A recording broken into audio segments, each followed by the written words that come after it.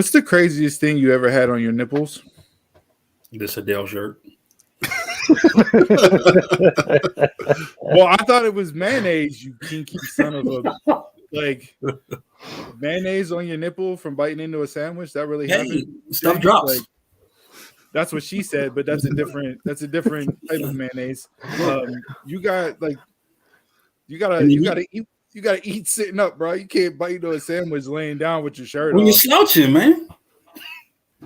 You eat on the couch. You just comfortable. Bloop. And I hit one of these and you didn't do. I didn't even think about it. It was just going through it. You did the just pickup? natural, just natural. What is there to pick up? I didn't know, like you did the pick, the duck, and the. I did everything. I tried it. Wow. No luck.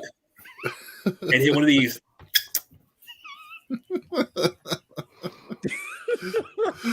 I was gonna ask that question last week, but you weren't on the pod, so I was like, I'm gonna save it to see what his defense was, because when I saw that post on Facebook, I'm like, this dude is out of control. Like, there's no defense. Like y'all never. Well, I mean, okay. No, I've never like.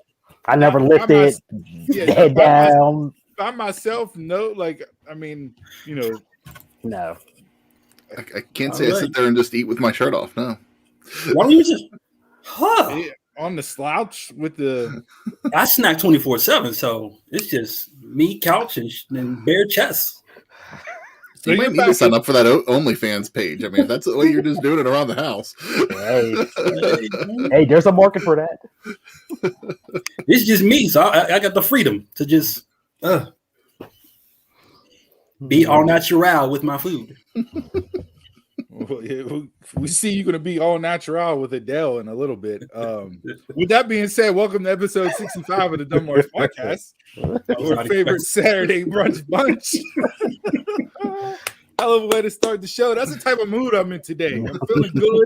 I got jokes going. The sun is out, not a cloud in the sky. It's a nice, warm December day in Pittsburgh. Championship Saturday. Pitt might pit. Hopefully Pitt's going to pit and not be like the Pitt basketball team that Pitt got to pit against UMBC and the Citadel and everything else. But that's later for sports topic. How's everybody feeling today? Everybody good? Loose? Ready to pod? Yes. Yeah. Mm-hmm. Gentlemen back. Chris, we had the nice Tons of Fun edition last week. Dynamic duo holding it down in the box. Thanks for emailing in your guys' information. At least you had the decency to do that. But we won't hold it against you. You were out there working that graveyard shift, so I appreciate the forethought to get it in. So with that all being said, let's jump into it. What do you guys want to cover? Hit up in the intro. What do we got this week? I got a couple gaming things, some real big news that happened this week. The first one is the Xbox Series X was actually the biggest selling system on Black Friday. And the reason because that's the only system you could find in the stores. Yeah, I was going to say that. The X or the S? The S. Oh, the S? Okay. The S, yeah. Mm-hmm. Yeah, you can find that in stores all the time. Yeah. They're selling PS5s on the black market for $12,000 for Christmas. Good luck. You're going to take out a personal PPP loan to buy a PS5 for your kids for Christmas. It's disgusting.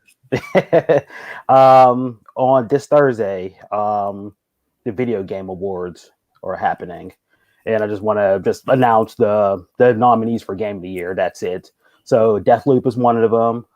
It Takes Two, Metroid Dread, Psychonauts 2, Ratchet and Clank Rift Apart, and Resident Evil Village. So those are your nominees for Game of the Year. And if I had to add that, I'll say Deathloop. Deathloop has been the most unique game that's been out there right now. Those games in plastic. Halo Infinite comes out this week. So Xbox first big exclusive finally is making its way to the stores and all that stuff. And I know a lot of people's lined up and excited about it. They said the online, they said the multiplayer online is one of the best ones that have been around that's coming out. My cousin he downloaded the multiplayer and has been playing that. For me, there's no point in playing that because I'll die every 5 seconds. Like that's out of my realm. It's out of my scope. Maybe I'll start up a Twitch channel just to see, dad gets destroyed by gamers type deal. But he said it's been amazing. There's a lot of stuff that you can do that were nice added additions. So I'm interested to see how what the actual game is going to look like. I'm going to get the game just to play for the story mode and not on my end of things. Set it to easy, work my way through it, build up from there. But I'm still a rookie at the gaming thing, man. You never go to easy though. You can justify playing when the game comes on. No. You never go easy. We go down a notch. Okay. All right. Then 3 big news for gaming. DC Douglas, he is the voice actor for Wesker on all the Resident Evil video games. He got caught leaking confidential pictures of the Resident 4 remake. So Capcom didn't announce no Resident 4 remake yet, and he's leaking pictures on his social media. So Capcom is not happy about that. We will see what happens at a later date to him, or if anything happens to him. U.S. Congress, they are proposing a bill to make scalper bots illegal in the U.S. So Majority Leader Senator Chuck Schumer, Representative Paul Tomko, Senator Ben Ray Lugan, and Senator Richard Bowman are the spearheads behind this bill.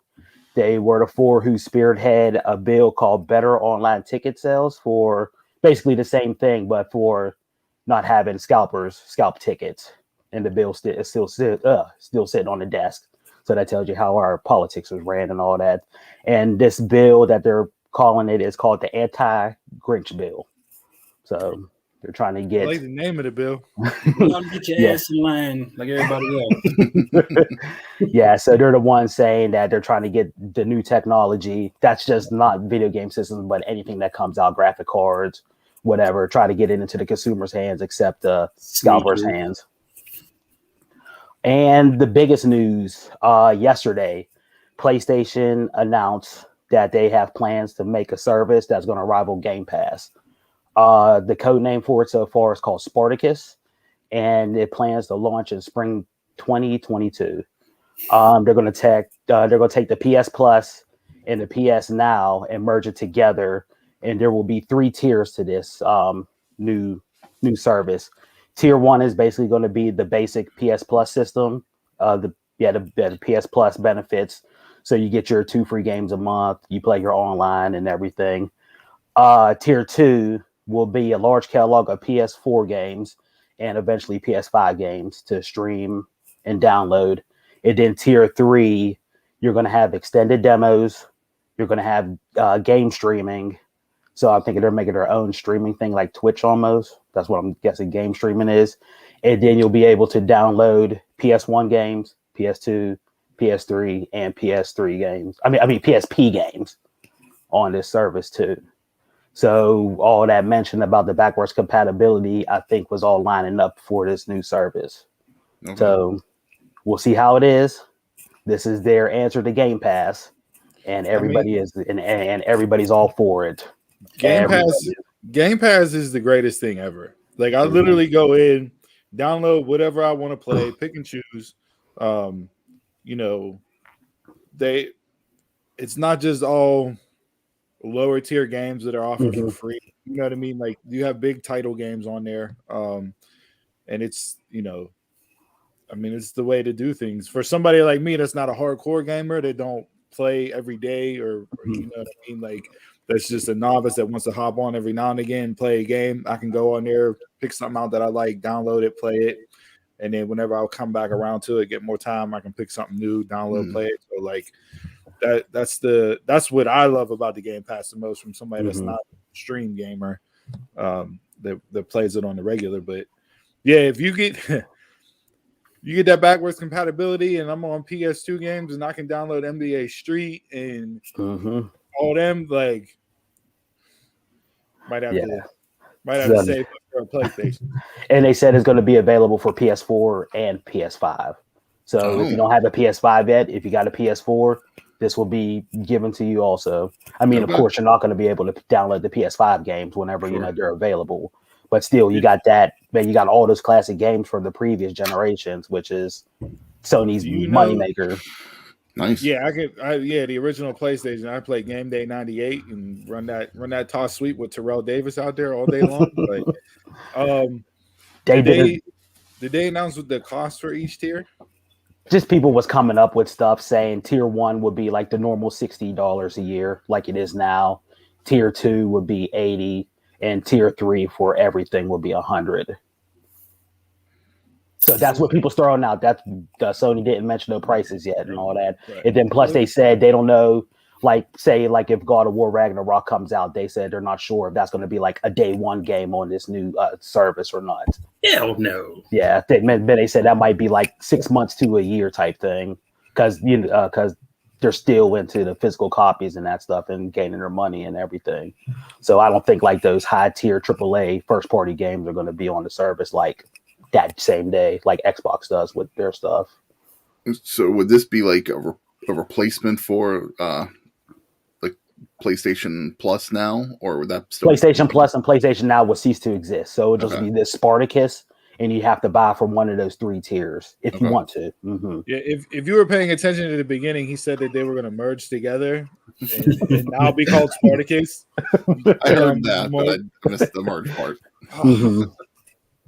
Yeah, so that's all the biggest news in gaming, with that one being the biggest one.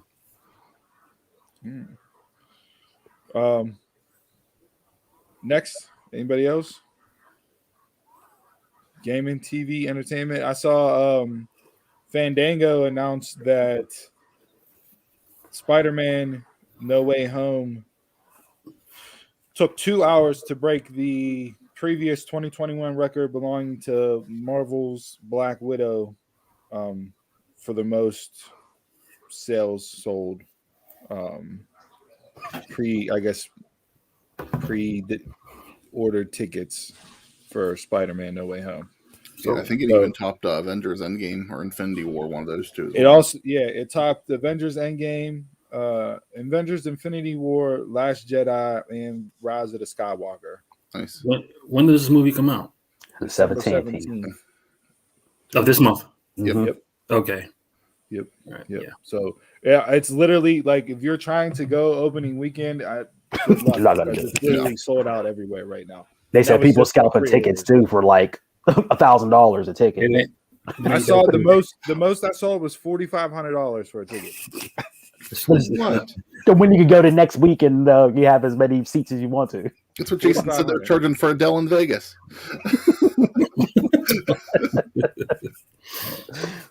That is ridiculous. And people will pay it too. Absolutely. Absolutely. Anybody that pays that's ridiculous. They got money to waste for no damn reason.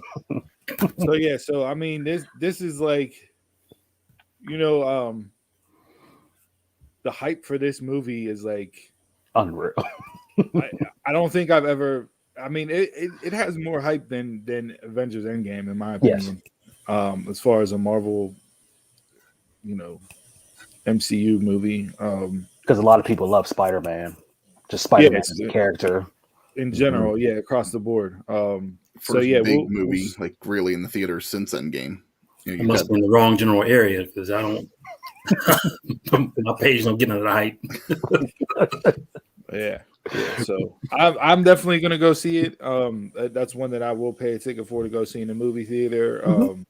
My daughter and my son both huge Spider-Man. Although my son has not seen any of this trilogy of Spider-Man, so I told him he needs to step his game up and watch them before we go because it's kind of pointless to go if you haven't seen the other two versions. Especially the last one, the ending for it. The after credit scene. This trilogy. This was the trilogy that my daughter got introduced to of Spider-Man. She saw the Miles Morales, into the Spider-Verse before, which she really loved, and then she saw these. So like now we're going back and are going to watch the original Spider-Mans. Tobey Maguire ones and Andrew Garfield ones to get caught up on that. So she's aware of the characters and everything that's going to be in it. But I'm super pumped for it. Hopefully it doesn't let people down. Like, it's so hyped up to this point. I don't want people to shit on it, but I think it's going to kick off everything, and then Doctor Strange 2 will get the boom from it, and so on and so forth. Yeah. So, anything else entertainment wise? Entertainment. What is it? For the anime fans out there, Demon Slayer comes out tomorrow. Well, it says the 5th, so in Japan already it's the 5th. So it'll be like late tonight. It'll premiere on a Crunchyroll premiere. Mm-hmm. So I don't have Crunchyroll premiere, so I have to find somewhere to watch it. Is Crunchyroll part of HBO Max? It is right now. Yeah, but a couple months ago in the summertime, Sony, who runs Funimation, they bought Crunchyroll. So sometime next year, Funimation and Crunchyroll is going to merge together and have a just 100% anime streaming service. Okay. But I read too that HBO, they're not going to get rid of their anime section. They're just going to rename it something else. They just can't use Crunchyroll as the title. Probably whenever that whole Discovery merger happens, whenever they relaunch it. But probably, yeah. I saw an announcement this week for entertainment in the Pittsburgh area.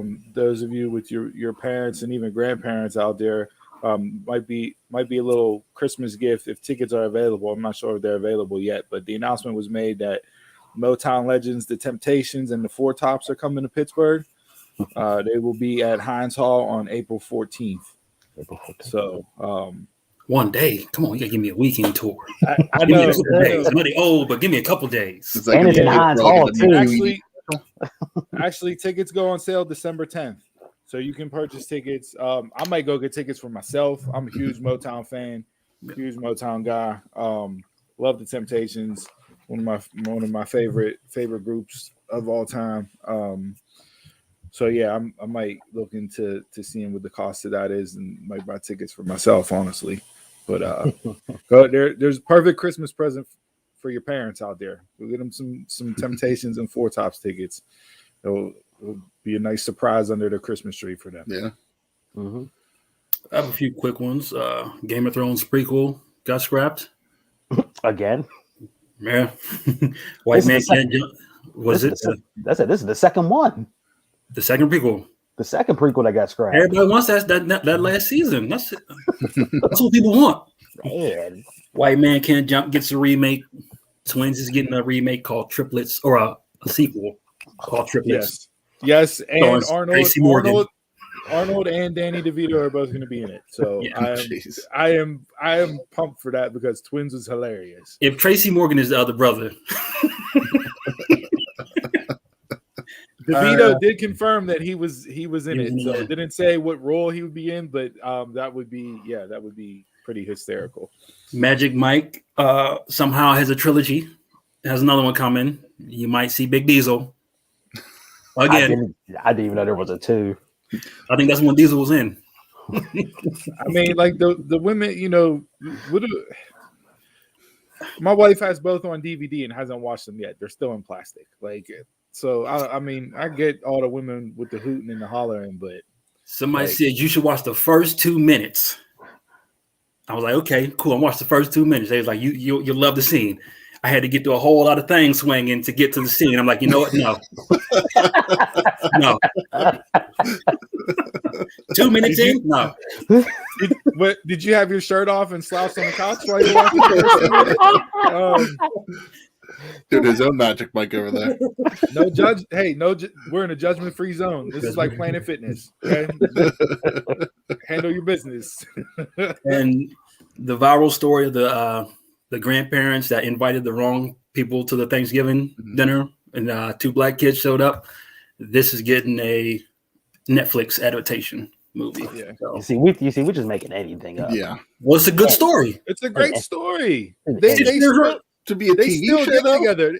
To be a Netflix show. It's gonna be a like movie. A movie.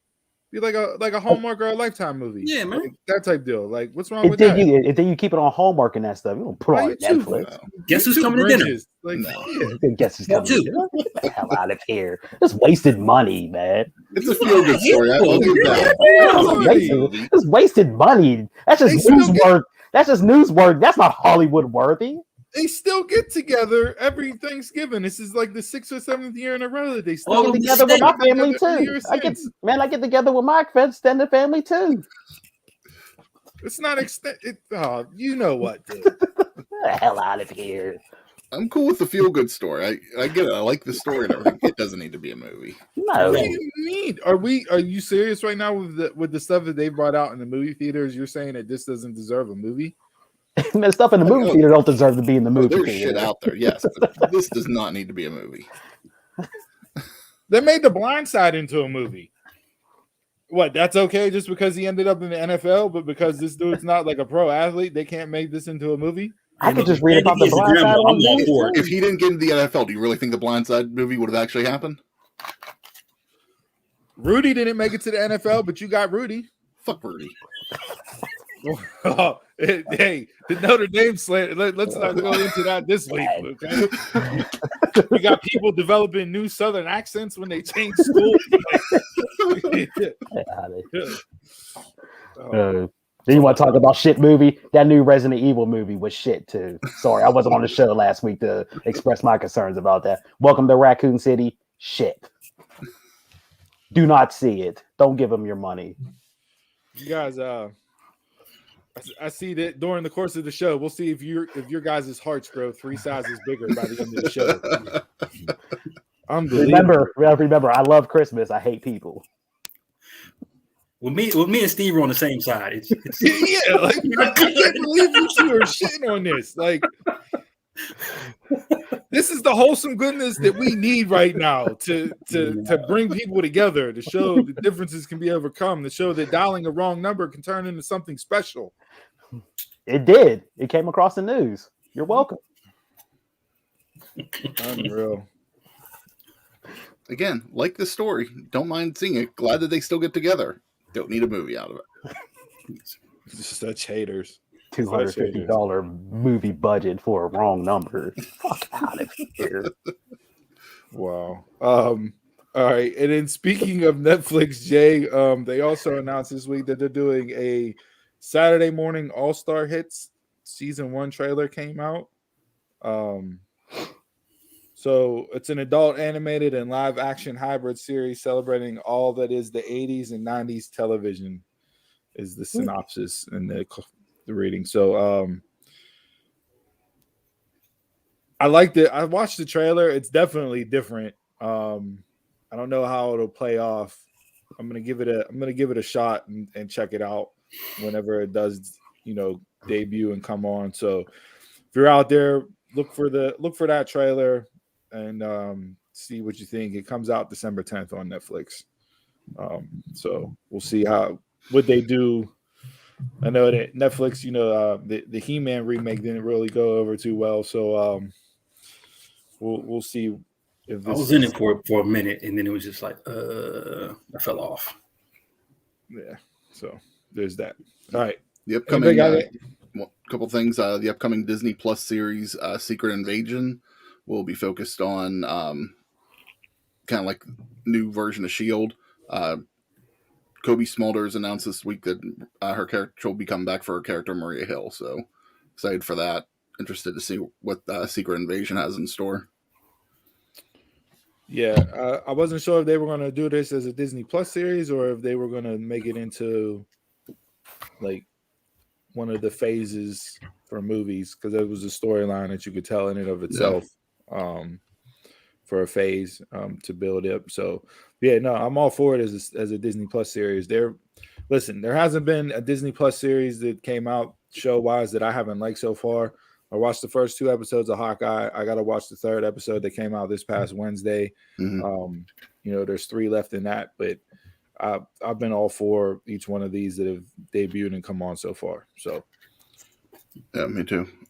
This one's more for Donald because I'm interested in hearing his opinion on this because I want him to watch the trailer. They announced this week ABC is I think in January is going to release Judge Steve Harvey. Wait. Steve Harvey's gonna be A like judge. like Judge Judy, Like a Judge Judy at people's court. People come in front, he makes judgments on them. And what's his law degree? Yeah, Right. I was gonna say, did he? Like, is there an online course like you can go get certified to do Certified to marriages? be a You judge, can just become a like. Is he going to actually have a judge's robe on and everything else? Like, I don't think you can impersonate a judge. Isn't that? No, I don't crime? think he's going to wear that. It looked like in the trailer I saw. It looks like he's just going to like wear an all black suit. A Steve Harvey suit. Can we get the bell to bell? Look, I have this thing where I physically can't watch judge shows. I have to leave the room. I don't know why, but to put Steve Harvey on top of that, I can't take it. And it's his normal shtick. So it's just like it's Steve Harvey being Steve Harvey as a judge. No. Hearing, Yeah, I'm with Donald. We can skip this and go right into bed. Let's do it.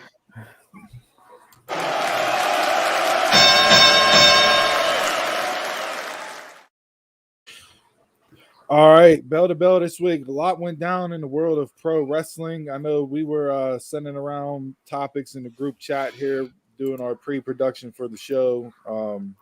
We had a lot of stuff to go on and get into. So, trying to think how I want to handle this week. Let's just go Monday, Raw. Raw was actually an entertaining show this week. I agree. I watched it. I will give them that. It was the best Raw that I've watched in a long time. From that standpoint, it was good. They gave Becky and Liv, I think, over a half an hour on the show between entrances, match, promo, whatever. Even though it was a 5-on-5, that they just mysteriously already had the graphic done for, but it served the purpose of having Liv get the win over Tamina. I think it would have done more if you would have had her pin Becky, but that is what it is. Mm-hmm. Although she did get the heat afterwards by hitting her finisher on Becky. So, but overall, Raw was very entertaining. Agree? From what you guys saw, Chris, I know you said you watched it. You were entertained by it. Yeah, I thought the opening of Seth Finn was good. I liked the whole Becky Liv contract signing segment. Edge Miz was good. Owens Big E at the end was decent. And yeah, the only thing that I really still don't completely understand is the whole McMahon and Austin Theory segment. Like, I'm not all in on that yet, but so we'll see where that goes. Yeah. So my takeaway, I don't want to really go into segment by segment. Although we can if you guys want to. I came away more this week with some general overarching topics or overarching questions in regards to WWE, specifically on the Raw side of things. Not sure, and you'll understand that by what I'm getting ready to pose and ask. Big E. Is there a problem with Big E as the champion right now? To me, no. What do you see as the problem? So Monday night, right? Is Big E the focal point, or is the story Kevin and Seth? Right now, the story's Kevin and Seth, but So your WWE champion is essentially irrelevant based on what they've done. Yep. Mm-hmm. Even though I haven't watched Raw, yes. Because I still you don't even know. I still think Big E. You can't even tell. I still think Big E should be on SmackDown chasing after Roman. Yeah. No. So I like where he's at. You're putting the belt on E, and out the gate, first feud, he's not even the focal point of the story. He's the sides. He's not the main course. He's the mashed potatoes and green beans. He's not the steak. The steak is Seth and Kevin. Everything that they've done to this point is for them two. So he's in the background as the champion in his first storyline as champion. I don't think that's the best way that you should be presenting your champion. Especially if it's his first run and you have to get him over as the babyface champion, which is a hard thing to do anyways. You know, most of the time we enjoy the babyface chasing the heel champion. You see the payoff with the babyface winning the title. And then after that, it's kind of like, all right, what do we do? Because but then you know, it's a lot harder to book babyfaces and get them over as champions. But wouldn't it be better for him now to overcome the odds in this match? But that's not what they're really telling though. Like if they're going with that instance, then I'm okay with it because you have him, you know, if Kevin and Seth are both beating Big E down consistently and it's that type of story, I'm okay with it. But for me, looking at it, it's more Seth and Kevin and which one of them is going to beat Big E is the vibe that I'm getting from the story. I'm not getting overcoming the odds as a babyface champion from what they've done. I just think but from this point on, it's done. The match is already set. So you had that little brief moment in the storyline. Now I guess where I'm trying to go by posing this question is having this happen right now with the way that they're booking Big E. We all know how Vince is with characters and with champions and everything else. Does this turn into Big E being a transition champion and not getting the run that he deserves as champion? Like, has Vince already checked out on it? And he's going to have, you know, put the belt on Seth and let Seth run with it. How long is transition for you? I mean, that can be debated. Mm-hmm. Like, to me, it's like one match. Your next match, you're done. So like a month's run, pay-per-view to pay-per-view. Yeah. But if you have Big E, like, say you have Big E win his triple threat at day one, and then he loses the belt at Mania or at Rumble, like, is that really a run for Big E, or is that just transitioning to who you really wanted to get the belt to book for WrestleMania season? Because what I saw from Monday night is that Bobby Lashley's now a babyface. It is not a heel. So everything that Bobby has done the past year plus as a heel, that's irrelevant. Doesn't matter no more. Forget that it even happened. Bobby Lashley's being posed as a babyface. What are you doing on Monday? If you're posing Bobby Lashley as a babyface, then that means you're going to have, looking at it down the road, if I'm trying to book the marquee matchups for Mania, you would have babyface Bobby Lashley against heel Seth Rollins. Big E doesn't fit into that equation. What did Rollins do or Lashley do on Monday? I forget.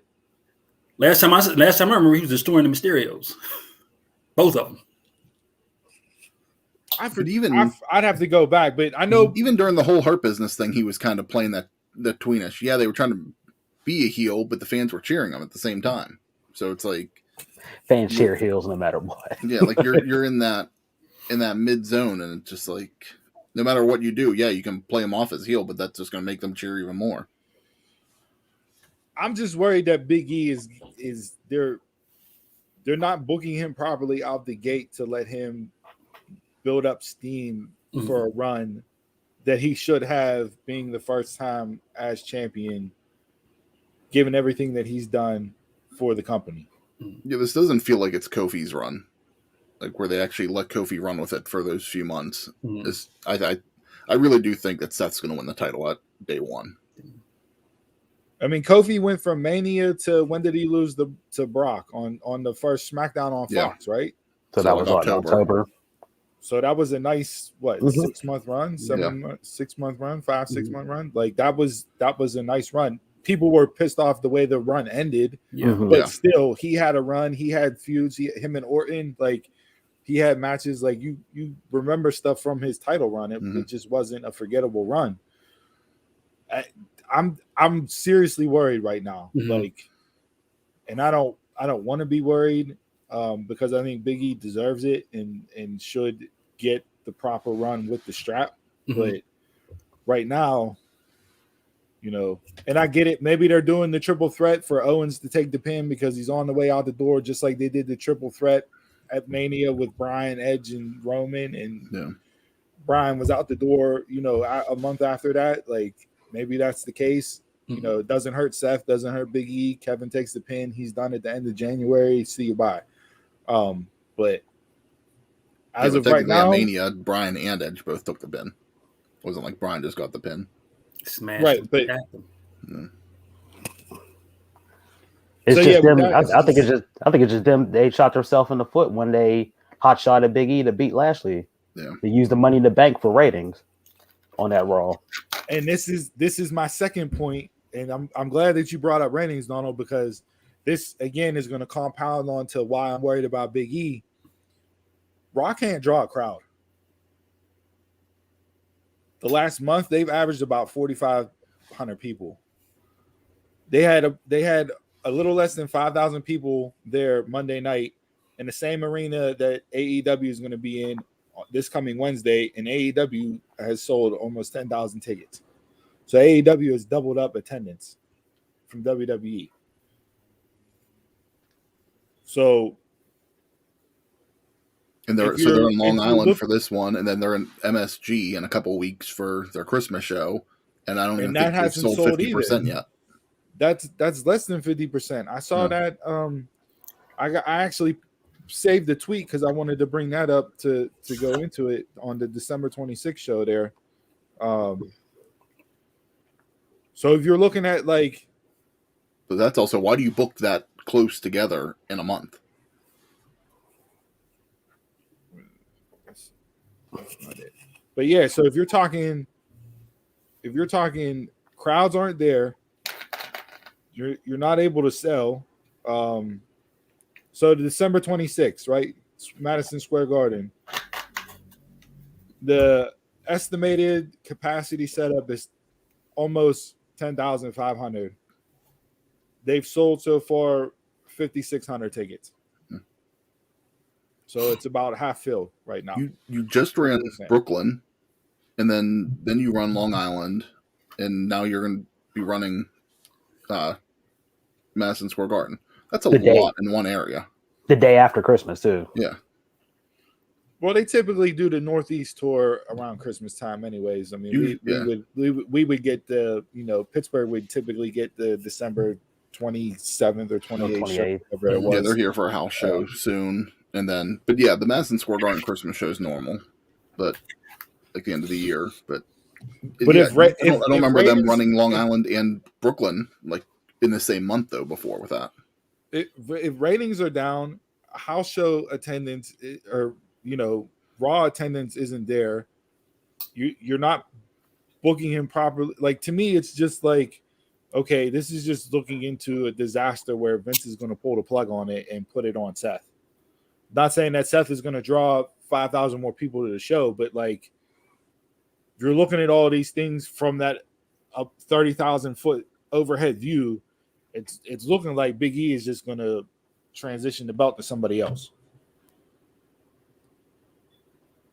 It's possible. I think it kind of depends on who they have planned for the Rumble, who they have planned to win that. You know, if they have someone that they want to put against Big E at Mania, they'll keep the belt on them. But if they don't, then they don't mind pulling the plug on these people. I think Big E does the job. He goes out there and, he does the media appearances and all that. And that's what they look for as a champion. Someone that can go out there and do that. It doesn't matter. Yeah, they want them to draw a crowd too. But as long as they can go out there and do the media appearances, they're happy. But I don't know. It seemed like fans like the chase of a face for the title. But once the title gets on somebody, they like the heels title runs. That's another great point, because if you look at the other company, AEW, their main champion is a babyface. And Hangman is way more over than Big E. Yeah. With the crowd. Big E, you get the initial pop when his music comes out, and then that's kind of it. It's gone away. And even that, Big E was still part of the New Day, it would help them out.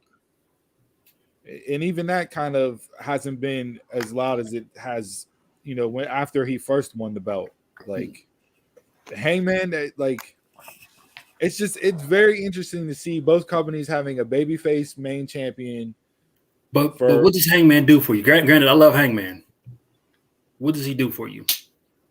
To me, Hangman's the relatable babyface for me. That's why people get invested in Hangman. They look at him as a common dude. You know, the whole beer drinking cowboy shit, like all that to me is relatable, that people get behind and can cheer on and you know, want to see beat a heel across from them. I'm not saying this is an exact comparison, but it's a similarity. I think people in AEW like Hangman is similar to what the fans liked in Austin during the Attitude Era. He's that every guy that they can relate to. I can see that.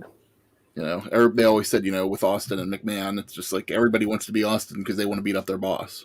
Just like, and with Hangman, you know, he seems like he's the dude you could go grab a drink with. And if you look at Hangman, and Bryan as being that first feud, to me, Hangman is in some ways similar to Bryan, you know, being the babyface in WWE. He doesn't have the corporation or the company standing in his way, which helped Bryan rise up because he was, you know, the whole B+ player, and you're not the guy. The company doesn't see you as the guy, even though the fans want you as the guy. But that type of fan get behind and, you know, push and rise for Hangman, it's similar to what Bryan had with the Yes Movement. Like AEW, the fan base got behind Hangman and wanted him to be the guy to beat Omega. That was clear as day. But for me, that moment didn't hit like it should have when it happened.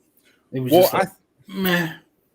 See, I think the moment would have hit more if they did it at All Out. But you know, he had the birth of his first child, took the time off, like, you know, so it cooled it down a bit. It cooled it down a bit. You know what I mean? Because it was hot there building up to All Out. It was super hot building up to All Out, and then they took him out. But like, so yeah, maybe that's why it didn't hit for you as much as it should have, because it happened, you know, a pay-per-view late, and they did some, you know, they built it back up enough to get it there, but it just didn't hit home as much as you would have thought it would have it All Out. But I just like, it's interesting that, you know, the position that AEW is putting Hangman in as a babyface champion is a lot stronger than what WWE is doing with Big E as a babyface champion. Hangman's not an afterthought in the storyline, which your champion should never be an afterthought in the storyline. He should be the main point of the storyline, whether it's a heel or babyface. So I don't know if they have the triple threat and Big E retains and then they move on to the next feud to build somebody up for Rumble, then maybe Big E becomes the focus and this conversation is all for naught. But just looking into the first, I mean, you have Ian, like, you have Ian Owens going cage match on Monday, which doesn't make any sense to me. That's a payoff, not a prelude to a main event match. That's a rating. That's trying to get a rating. Yeah. That's booking to a rating. You already have Liv and Becky for the championship, which that should have been saved for the pay-per-view too. Yes. And then you're getting, so do they run that? Do they run that? There's two main event matches. Yeah. Do you run Liv and Becky back at day one because of some type of screwy finish on Raw? Like, it's just, I don't get where they're going with their champions, you know? If you look at just the men's and women's in WWE, the champions right now, right? And this can tie in for SmackDown. Big E is an afterthought for the storyline with Seth and KO. Becky and Liv, they're hot-shotting it to Monday night. Charlotte and Tony are being built around a pie in the face. That's the story that you're building for your SmackDown Women's Championship. You threw a pie in my face, I threw a pie in your face. Let's have a fight. And then Roman and Brock, you had the whole storyline with Sami Zayn winning the Battle Royal, and then Brock, manipulating him last night to get him to challenge Roman so that he burns his match and Brock is the contender at day one. But why is Brock the contender at day one? He was suspended. He lost his last match to Roman. He got suspended, and now all of a sudden he just comes back and he's the number one contender for the pay-per-view at day one. Whoever won the match last night gets to face Brock. Why? Just because he's Brock Lesnar?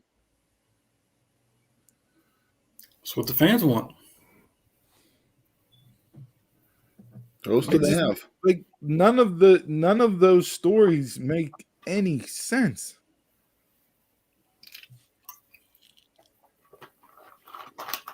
So you give me Brock and Roman again at day one, and what? Possibly WrestleMania. Are you going to have them again at Mania? So you've had them at Saudi Arabia, you had them at day one, and then you have them again at Mania? That's too much. You think they really go again at Mania? I do not see any other contender for Roman at Mania. Right now, I see Lesnar losing at day one, winning the Rumble, and then they go again at Mania. And having Brock beat Roman, I'm going to continue to harp on this point, does nothing. Yeah. If you end the longest WWE Universal / WWE Championship title reign by having Brock Lesnar beat Roman, that title reign for Roman was completely pointless because you did nothing to elevate somebody else. Which would be Big E. Should have been. To me. What about the person that takes it off Brock? Brock is a placeholder to me. So they made Brock defeatable. You had that when Drew beat Brock, but nobody was there because of COVID, so it didn't do what it was supposed to do for Drew, because that was the moment there. You had Drew win the Rumble. You built Drew up. Drew slayed the beast. That's come again. I can see that coming again. That'll probably be the moment. I mean, McIntyre right now is so not anything for me. I mean, he tried to murder people last week. He literally got into a ring and swung a 3-foot sword at people. Should have been arrested for attempted assault. He needs to be a heel. Go back to heel. And now he's out there this week. Him and Jeff Hardy are Magic Miking it up, taking their shirts off as soon as they throw people out the ring, putting on hats and everything else. Like, to me, he's nowhere near to the point that he could be elevated up to be a serious challenge for Roman. Which means he will be. Can I take a moment to say I love Mad Cat Moss? What, you love the dad jokes? Is that what it is? Yeah. I hated it at first, but now I'm just sitting there out. I eat them up. Sorry. I mean, we're I haven't watched it, so I can't speak on it, but it sounds they're like terrible. They're terrible jokes. They're terrible jokes, but they just. I mean, we're 2 months away from the Rumble, and I don't see anybody from either show being the next one, or even the girl. We haven't even gotten into the women's to see who would be there for the women. Like, this is Ripley. No, I think it'll be Rhea. Absolutely not. I think Rumble? No. Honestly, I think it's going to be someone to return. It's either going to be Alexa or Bayley. One of them will return and they'll win it. I wouldn't mind that, but it's just like it's so. I don't like this is right now. Just they're in such a weird place with everything right now. Like normally, you have a heartbeat as to who you think they're going to push. For the Rumble at this time of year, and right now there's nobody. It's Brock. Brock only has a certain number of dates, and he's used, I think, half of them up already. He does the main stuff. That's it. You can't put the title back on him and let him take it. I'm taking McIntyre. I would like to see Big E lose at day one and him going to chase for Roman. like they should have did. I would love that, but I know it's not going to happen. Yeah, that doesn't, because then that requires the New Day to be all together again on the same show, and they're like, yeah, I'd be okay with that. And you would have the New Day versus the Bloodline because Kofi and Woods are still going with the Usos right now. Like, I don't. There's no point to that storyline because you already split the team up. Like, it's not what it should have been. Like you said, the move never should have been the move Big E to Raw. No. Should have never cashed in the Money in the Bank for the ratings. Should have never did that. So yeah, but that was just the concerns that I saw. The big thing was, the lack of attendance, which has been, evident over the last month, and just the way that they're booking E, it just makes no sense to have your main champion being irrelevant. So that's what I had from the main roster wise this week. You guys see anything else that caught your eye main roster wise that you want to get into from WWE? Just trying to pull I saw Bully Ray talk about the Austin Theory and McMahon stuff, where he thinks this is going. See what you guys think of this. He had said that this is going to be a McMahon family power struggle again. That his kind of take on it was that Austin Theory is going to be like the son that he never had. Yeah, he has Shane, he has Triple H, but he never had like the guy that he could really groom into the next guy. Well, I listened to that episode of Busted Open this week, and Bully was like, Shane failed. He was never like the wrestler. Didn't He failed him. Hunter failed him with NXT, losing to AEW. So now McMahon is going to build Austin Theory up as the son that won't fail him. Now, Bully also said that this is similar, or what they could do is similar to what they were supposed to do with Ken Anderson being McMahon's son, but that turned into the whole Hornswoggle angle and ended up being a comedy bit. But listen, for Vince McMahon, who is 72 years old, whatever he is now, right? For him to have as much screen time as he has had the last couple weeks, and it's all been with Austin Theory. I mean, the last time McMahon came back for a storyline was with Owens. Yeah. And with KO slapping him and building the Shane and Owens at Mania. So to me, that says, okay, they have Austin Theory pegged as going to be a guy. Where they take it, how it works out, don't know. If they decide to go with a McMahon power family struggle, I don't know how that works because Shane's not around to wrestle. Hunter can't wrestle anymore. So, like, where does that go? Like, there's no fodder there. There's no opposite for Austin Theory. So how do you build that up in a storyline? Unless, could you have where it's kind of like you have McMahon in Austin Theory's corner, and you have somebody else, whether it's Stephanie or Shane or Triple H, being in the corner for whoever they represent. But does anybody want to see that? Like, so you kind of go with like a corporate champion a la Rock again type deal where you cut the deal, you build Austin up, you screw the babyface over, and you put the championship on Austin Theory. Do you see there's been rumors of this. Do you see the Authority come back and Seth being part of the Authority if he's the champ, Seth Theory? We don't need that again. No, because to me, Austin Theory wouldn't be the babyface in this scenario. Yeah.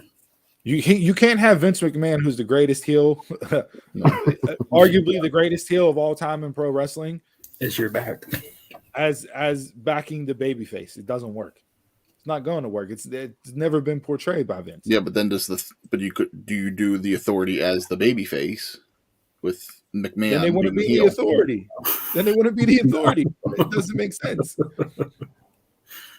Yeah, but how many times have you seen a heel group become babyface just for a story?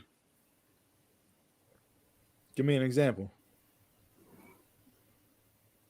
I mean, you always see people constantly swap. Shield. Shield became babyface just because of how over they got with the crowd. It wasn't storyline. Like, did Evolution turn babyface? Did the Four Horsemen turn babyface? Was the NWO babyface? The NWO was over because they were popular with the fans, but they weren't booked as babyfaces. The X became babyface. They tried to destroy WCW. DX, yeah. Oh, yeah, they became babyfaces. Who was the heel faction that DX went up against, though? Vince. With the Spirit Squad. That version of DX. Original DX. I was thinking of original. Yeah. But they was going up against the Hart Foundation. That was their first, But I mean, I guess if you want to say them against the Nation of Domination too, with the Nation had Owen, like, I guess you could say that. But like, typically those types of factions that they become baby faces because of the popularity, not because of the storytelling. And I don't even know who you could even put together on Raw in a faction-esque group that would be that babyface to Vince. And again, it would, to me, that still doesn't, it would be Vince in theory as the heels. So like, maybe if you have Seth be the heel, him and Vince are chummy, whatever, and Vince screws Seth to have Theory go, then Seth would become the babyface and be the opposite to the heel. But again, like that's still having Vince being the heel. Like, I don't see the equation where Vince and Theory are a face in any of it. I mean, looking at Austin Theory, there's nothing about Austin Theory that says babyface right now with his unless you're the way. Yeah. And they weren't even the faces when they were. Unless you're the goofy. And again, that was popularity getting them over because of Johnny and Candice and how great they were. Indy as well. Like that faction worked together like butter because everybody knew their role. They played their role to the top. But like, you're gonna Austin Theory is like the dumb stooge son doesn't make sense in a Vince McMahon angle. Like, it was cool with Gargano because the four of them played so well off of each other. It'll be interesting where it goes. I think next year they're really going to push for Raw to be back to the main show again, just because you're going to be coming up on Raw's 30th anniversary the following year, and that Fox money says no. So I think they're going to try to give you something to tune in for Raw. They're not giving shit on SmackDown, even though it's the main show. That's for damn sure. Yeah. So, all right. Anything from Dynamite or Rampage that you guys want to touch on? Dynamite wasn't a bad show. Like, I thought the opening couple segments were good. The main event was good. It's just in the middle there. They got lost. So I felt the Ruby and Statlander in the main event was great. I enjoyed Danielson, the opening match with Danielson and Angles was good, and then I believe the Punk match was right after that. Yeah. With MJF, like those two segments on bookends of the show were great. Everything in the middle, Chris, like you said, I agree with. It felt extremely out of place and just weirdly booked. Like, the constant changing of the commentators was a lot. Yeah. Like, I hope they get rid of that. They had Cole come out to do commentating, and then they did the whole thing with Orange Cassidy, and that kind of made no sense. Just, yeah. There were some good moments, but overall, yeah. Is Cody doing too much to get cheered?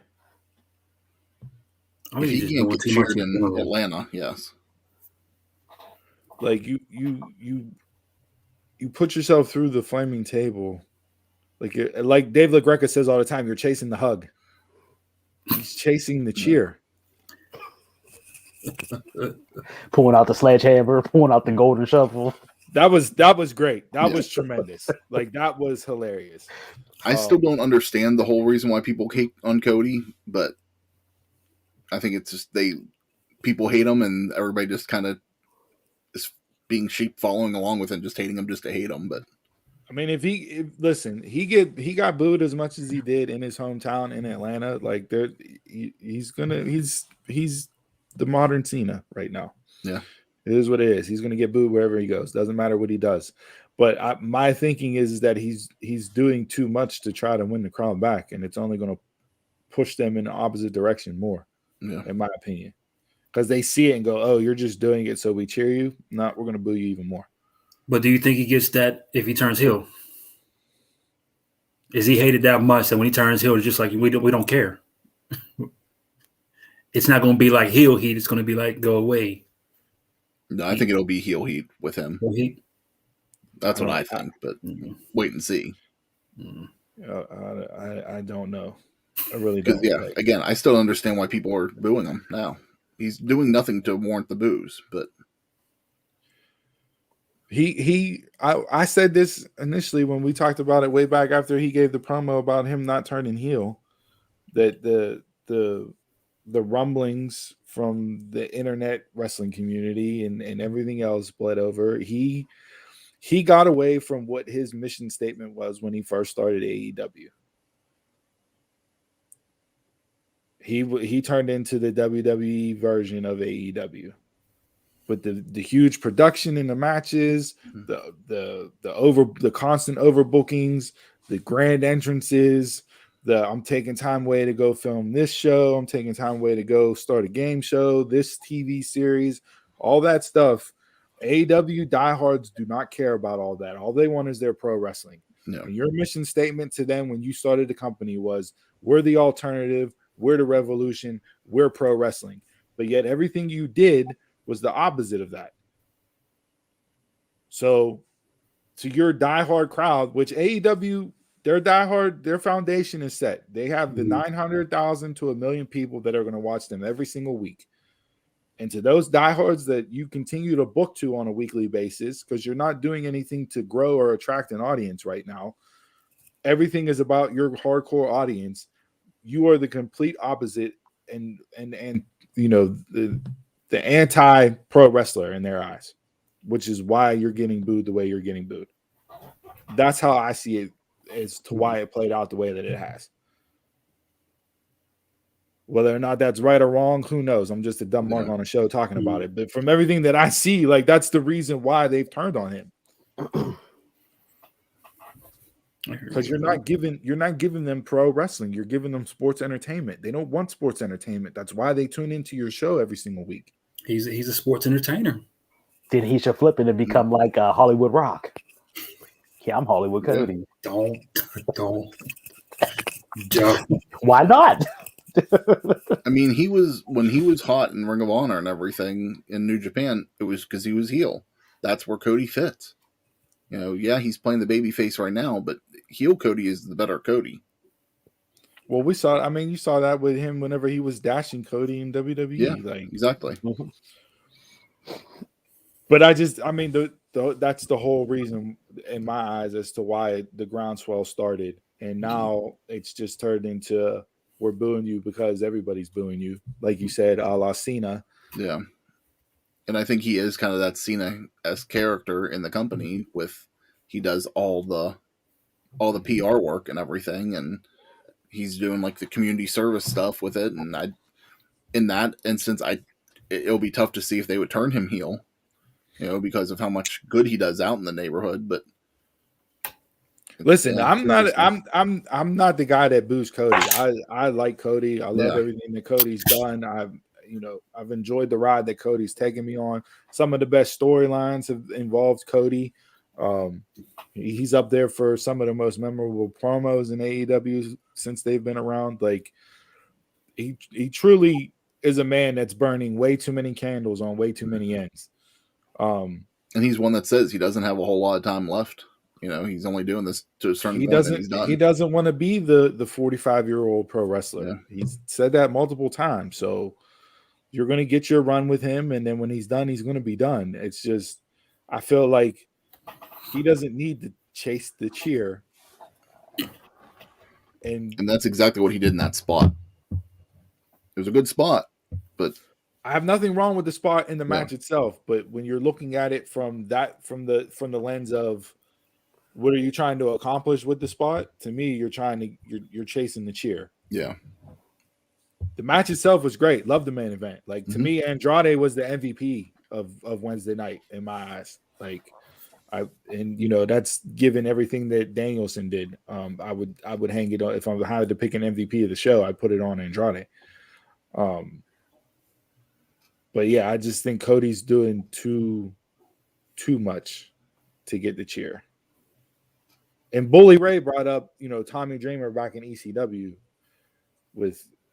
before Dreamer became beloved, like the whole, like what Tommy would do to his body and put himself through to try to get the cheer and the validation of the crowd. Mm-hmm. And he feels that Cody's in that dangerous territory where you're doing too much, you're taking too many risks to get the validation and the adulation of the crowd when it's not needed. So I think what also has hurt Cody recently is the people that he's been in storylines with. That has added on to the booze more. Because his last run for however many months, it's been Malachi Black, it's been with Pac, it's been with Andrade. People want to cheer those guys. Yeah. Mm-hmm. So you as the babyface, and you and the babyface in those situations isn't going to work. Yeah, I hope he's done with Andrade at this point. They need to change it up for Cody. I don't know if the whole storyline's done because last night you saw Malachi Black attack Pac after the main event. So, but I think that's them.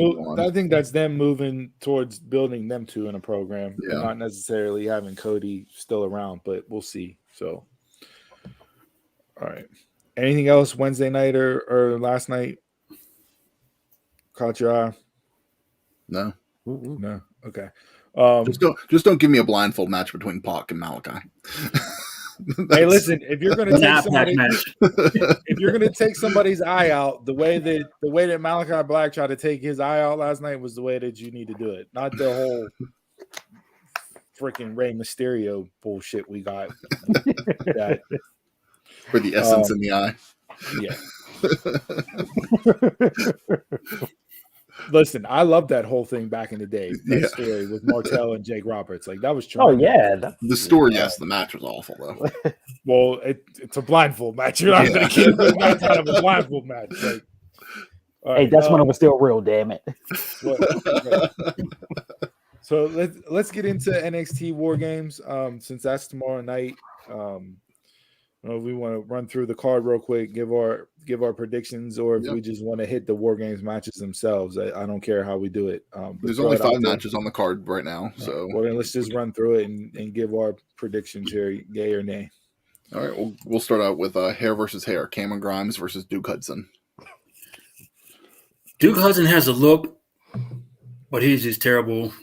No charisma, nothing. Nothing. Stop putting this man in live segments. Do skits or something. He doesn't have it.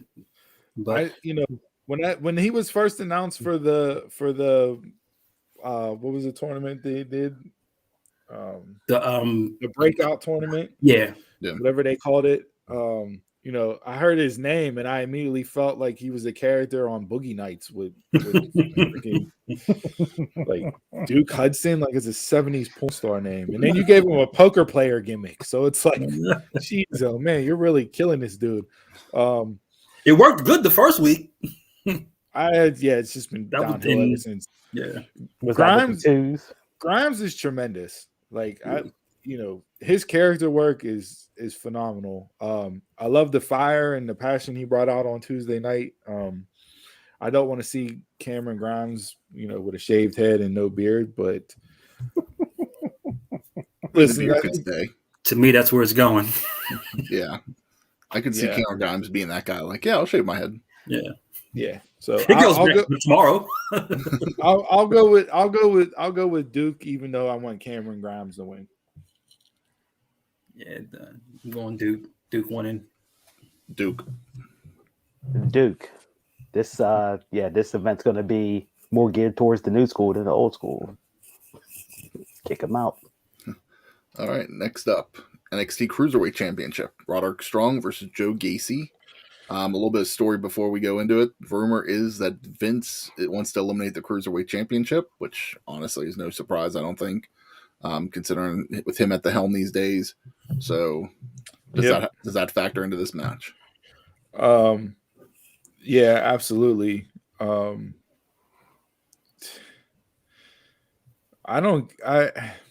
whole Gacy gimmick to me just I don't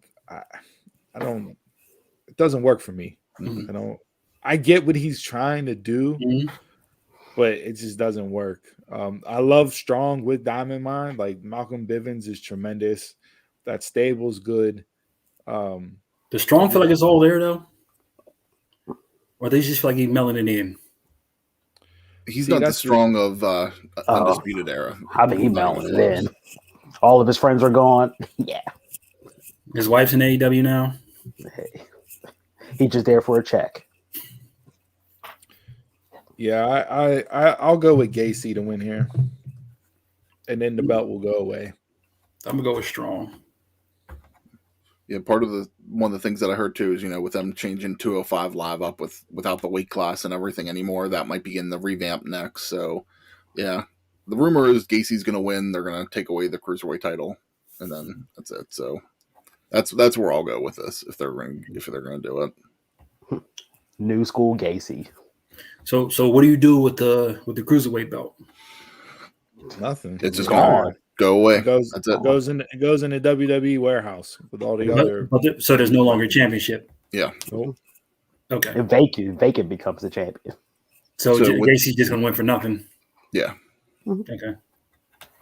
Kind of like whenever Ezekiel Jackson won the ECW title. No reason. NXT Tag Team Championship, Imperium versus Kyle O'Reilly and Von Wagner. I want Imperium. I don't see the Imperium. Why is Von Wagner back down in NXT? He was Adam Pearce's bodyguard up on SmackDown for a couple weeks, and now they were talking. Down on NXT. He's collecting 2 checks, I guess, right now. I'm going Imperium too. I don't see it with Von Wagner either. No. Like I don't. And to me, this is like a way watered down version of RK Bro and the whole Nikki Ash and Rhea Ripley, like two opposites that come together to win tag team gold. Like how many times are we going to retell that freaking storyline? So keep it on Imperium. Yeah. I like him as a wrestler, but yeah, everything else about him just doesn't, the on the mic, the look. Yeah. He's a big dude. That's what Vince likes. That's it. Yeah. That can move. Imperium, because I think Kyle O'Reilly's gone anyway. So, no. All right, I'll take us to our first WarGames match. Raquel Gonzalez, Io Shirai, Cora Jade, and Kaylee Ray versus Dakota Kai and Toxic Attraction. So I was interested that the babyface team won the advantage on Tuesday night. Typically, WarGames starts out with the heels getting the advantage. For the baby faces to overcome, that whole deal. That ladder match was really good between Dakota and Kaylee Ray. I like both ladder matches on Tuesday. It was good. Yeah, it was. I'll agree there with both ladder matches. It's just like, do we need to have ladder matches to set up the stipulation for the advantage for WarGames? No. Like, no. That's getting old. We've done that. If it was one match, yeah. But now that you have back-to-back. Women's. Yeah, I mean, for me, I'll go with. See, this is all going to depend on where they're going booking wise, and I don't know. Like Kaylee Ray versus new. Yeah, you can't say that because it's got old and new everywhere. Yeah. If you want to establish Mandy's reign as being something that's a la not a dominant champion, but that puts her stamp on it, to move forward, to progress, and her just not being viewed as whatever type of champion you want to view her as, then I would say I'll go with Toxic Attraction to win. But if you're, gonna have it to where Kaylee Ray takes over the division and is your stable champion, even though I don't see her as a babyface, Yeah. then you would have the babyfaces win here. I'll go with Toxic Attraction and Dakota Kai. I'll go with the heels. The only real babyface in this is Cora Jade. Io. Io's a heel too. I'll go with Raquel, Io, Jade, and Lee. Okay. I'm gonna go with Toxic Attraction. I think that's what they're pushing here, and the babyface won the advantage. Heel's got to win the match. This match makes me extremely nervous to watch it. I'm worried that somebody's going to get really hurt in this match. If this is a one cage match, I'm a little bit better on that, but that's a lot of people in one cage. Yeah, I go with the heels, Dakota and Toxic Attraction. I see no point for the faces to win this. All right, next. That'll take us to probably the main event.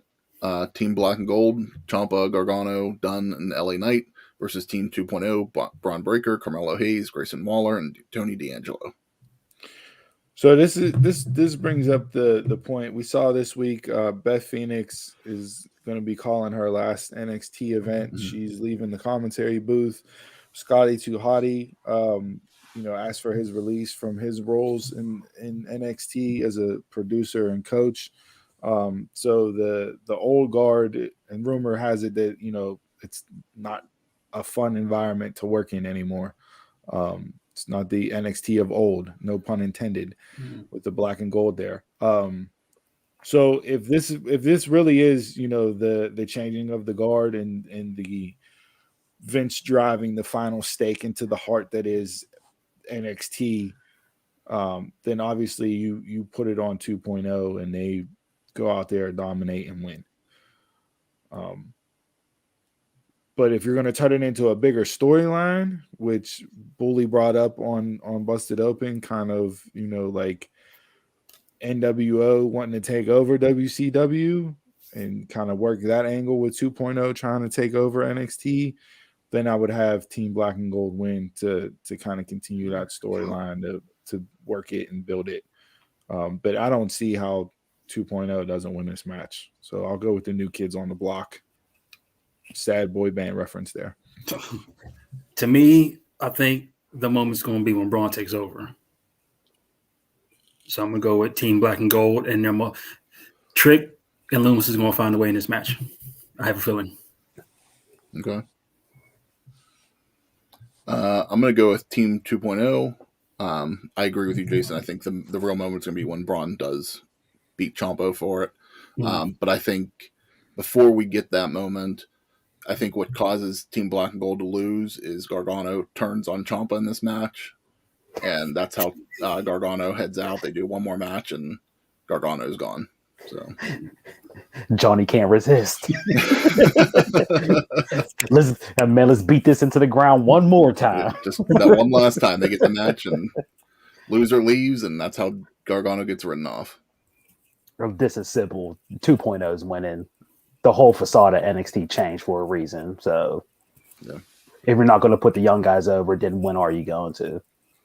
Talking about everybody, just not Braun versus Ciampa.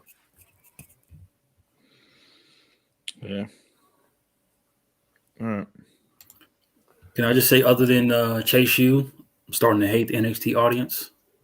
I don't watch it anymore, so it don't matter to me.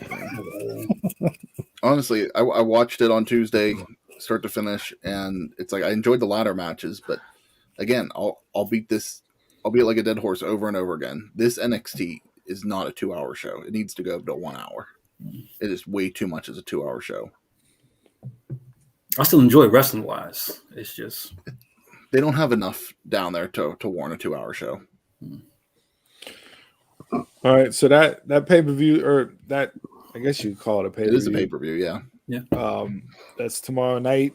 Tonight, NWA has Hard Times 2. So Revenge Has No Bounds live on Fight TV. This card is absolutely stacked with matchups and matches. Just a couple to highlight here. Melina versus Camille for the NWA Women's World Championship. I think that match could be Camille's coming out party. I think Melina is the person that can stand in front of her and bring the best out of her, and Camille needs. She's like right on the brink of starting to become, that next woman in women's pro wrestling. She just needs something to get her over that hump, and then she can work to being talked about along with, your Britt Bakers, Becky's, like all that. I think Camille can reach that standpoint, and to me, this is a match that can help do that for her. So, looking forward to that one as well. You have Murdoch and Mike Knox fighting for the NWA World Heavyweight Championship. This is just going to be a flat-out brawl between two 300-pound guys that are just going to beat the shit out of each other. So if you like that old school, rough and tough, Stan Hansen, Harley Race type feel to your NWA, you're going to get it in this main event tonight with that championship match. I'm interested in seeing how that turns out, like seeing what people think of it. That match does absolutely nothing for me to even want to pay for this event. Name wise, I would tend to agree with you, but I think when they get in there and start pounding on each other, it'll harken back a la to the old school NWA. I didn't even know Mike Knox was even in NWA. Yeah. And then for me, what I think is going to be the match of the night based off of the story and the feud that they've been telling is Nick Aldis versus Tom Latimer. Latimer turned on Aldis, his coming out party, getting out from underneath that shadow. They're real friends in real life, so that that always tends to make for better storytelling and match wise whenever the individuals actually get along off screen as much as they do on. So to me, that's going to be the match of the night there. And Tom and Camille are in a relationship in real life, right? Yeah, they're engaged. So where does Camille fit in here? Right. I don't know. We'll see. I think she's done with Nick. So okay, for the most part. So it's all about her and Tom.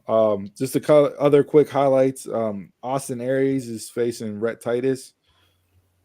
So I think that'll be a good match. You never know what you're going to get with Austin Aries, so we'll see how that turns out with him being back on TV. You have special appearances by Mick Foley. Mickey James will be in action also. And then Doug Williams is back in action. I don't know if you remember Doug Williams in TNA days. Yep. He's facing Colby Carino. Yep. Washington football team's old school quarterback is it's him. So yeah, I mean, are you for real? No, I'm not. I'm about to say. No. Doug Williams is British. Yeah, but no, I mean, listen, if you're looking for something to watch later on tonight, this is definitely a card. If you haven't watched the NWA, this is something that you should turn into and watch. It is a loaded card. There's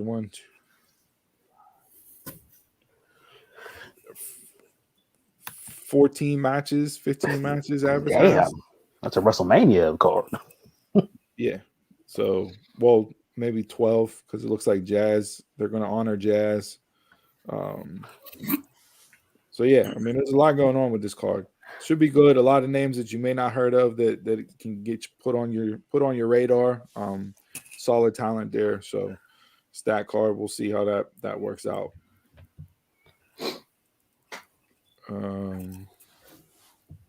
What else? IWC has their show tonight. Here, Pittsburgh Classic. Pittsburgh Classic. It's a Team Storm triple threat. It'll officially end the feud between those guys. Spencer Slade and Bill Collier. So yeah, if you're looking for something to do later on, go get tickets to that. You can catch that as well. And then I saw John McChesney's Revenge Pro Wrestling in Erie is going to be coming back in February. So they've been off since all COVID started. So see how they run things back there. Looks like they're trying to build a stock card for that event too. Yeah. And then the last thing that I wanted to bring up, which I don't know if you guys all saw or even thought about, but The Undertaker did Kevin Hart's Cold as Balls show. It's still weird seeing Undertaker out doing stuff like that, given the fact that he never broke character for 30 years. But everybody got talking because Kevin Hart asked him for his Mount Rushmore of WWE, not of professional wrestling, just of WWE. So Taker ran down his list, which was Andre, Stone Cold, Shawn Michaels, and why can't I remember the fourth? I think it was The Rock. The Rock. Yep, that was his Mount Rushmore WWE. The Rock gave out with his spot was Hogan, Austin, Flair, and he took the cheat way out. He said his fourth spot was a 3-way tie between Undertaker, Pat Patterson, and Jackie Fargo. So some names you may not have thought of, but yeah. So if you had to give your Mount Rushmore of WWE, not pro wrestling, just of WWE, who would you have on your Mount Rushmore of WWE? I'll have Hogan, Andre, Stone Cold, and Shawn Michaels. That'll be me. I'll go with the eras: Bruno, Hogan, Austin, Cena. That's not a bad way to look at it. Austin, Rock, Taker, HBK. I've gone through like 7 different lists, and I have not been able. I have not been able to come up with a consensus for. Then I started doing, just Mount Rushmore baby faces, Mount Rushmore heels. Like You can easily do it. Yeah, like I mean, there's so many names. If I'm going, I'll go Hogan, even though, granted, what the man is, learned about, don't ever meet your heroes type deal. But for me, I was a Hogan kid through and through, like growing up. Yeah. So I go Hogan, I go Austin, I'll go Rock, and then I'll probably go Cena as my 4th. And that was not like my favorite list or one that I feel super confident about because there's just so many names, and like I said, you can dig in so many variations. Chris, I like your answer with the eras. I didn't even think of it that way, so like that probably would be. I would probably that would be it towards that if the eras. So mine was from one era. And yeah, I mean, if you that's just for WWE, you sit there and you factor in all of wrestling. It's like all of wrestling, like Flair goes up in there, and it's just like everything changes. Then it's a whole other different conversation where you're breaking everything down differently. But for WWE, I go the people that brought in the most money in the eras. So with that being said, Mount Rushmore's in that. PWI announced this week their top 50 list for tag teams. Went from November of 2020 through October of 2021. The Young Bucks were the number 1 tag team this year. I'm trying to think of. I know I had the Truckers, Usos. There's 2 teams I didn't know in the top 5. Those are those.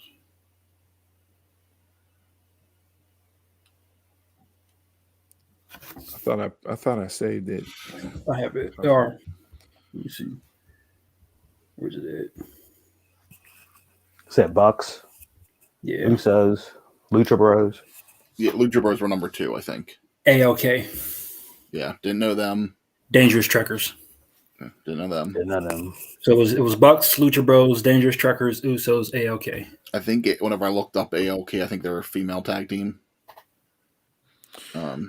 Why are the Usos in the top 5? Because they're the only good tag team in WWE right now. If they were together the whole year. When did Jimmy come back? Real late. Yeah. Mm-hmm. So you mean to tell me that you know, I don't know what the criteria was for this, like how they have said. I didn't look to see what the criteria was, but to me, availability and matches would count towards your criteria, right? Yeah. Probably. Mm-hmm. Jimmy Uso didn't come back till what? After Mania? Was he back by Mania? No, after Mania. After Mania. So he missed 5-6 months out of this yearly ranking. To me, that's not. You shouldn't have him in. You shouldn't have the Usos in the top 5. It's because he's attached to one man. Yeah, They had to get a WWE team in there somewhere. I think for that, I think then they just had to have WWE team in the top 5, where people would bitch, and that's the only team you can really put up there. RK Bro. They would deserve it more than the Usos. Yeah, I believe so. I don't know where they fall on the rankings because they didn't release all of them yet. Rest, Yeah, it was just interesting to see that. I was trying to find a way not to put Bucks at number 1. Trying to find my hardest. I mean, for me, they deserve to be number 1 for the year. They were there. Oh, for sure. Yeah. Don't when like them, but they have. Yeah, when you factor in everything, they would definitely be number 1. Yep. All right. Anything else bell to bell wise? I'm thirsty. I'm ready to drink a beer. Just a couple quick hitters. We talked about Randy Orton getting the most pay-per-view wins or pay-per-view appearances for male wrestler. Natalya got that. Both of them are now in the Guinness World Records. So kind of cool for both of them for that. And then yesterday it was announced WWE's still making budget cuts. They completely shut down WWE Home Video. So I think they said they're going to do some releases at the beginning of 2022, but probably after March there won't be any more releases. Forcing you to get the network. Yep. We get like 4 DVDs in. And that's just WrestleMania, and it sits there until we send it back. Yeah, really, other than the pay-per-views, they haven't done a whole lot of releases. Because all the documentaries and all that stuff they used to do. I think I remember I used to be on them every month, boy. The best stubs usually sell. Like when we get like the WrestleManias and stuff, those just sit there. So what I think this whole budget cut thing, right? Reducing costs, releasing all this talent, shutting down the DVD sales and VHS sales, whatever the case may be, all this money they're trying to free up. You think this ties in for VHS right there? Well, hey, listen, you want to crack jokes on VHSs, but the Slammiversary VHS double pack sold out. Somebody said they didn't shut down VHS yet. No, but what do you guys think that they're diverting all those funds and they're putting it into their launch of the next in line or the NIL campaign that they came out with? Could be.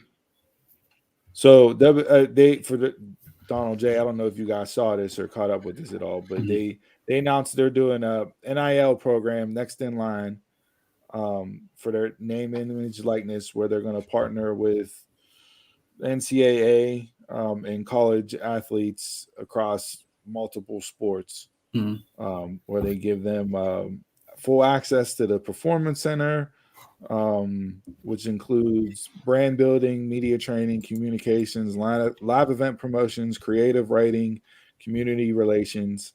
Once you complete the NIL program, select athletes may earn an exclusive opportunity to be offered a WWE contract. The first candidate, or I guess you want to call him candidate, but the first individual for the NIL program is Gable Stevenson, who won the gold medal in the Tokyo Olympics over the summertime. So he's back at Minnesota for his senior year, trying to defend his NCAA national championship. That's a cool thing that they're doing. I like that if you want to go to business. Yeah, I like that. I wonder, is it just for wrestling? So say if somebody want to, be an actor or something, but you know how they have the promo classes and all that. Could it be for a person who wants to do all that?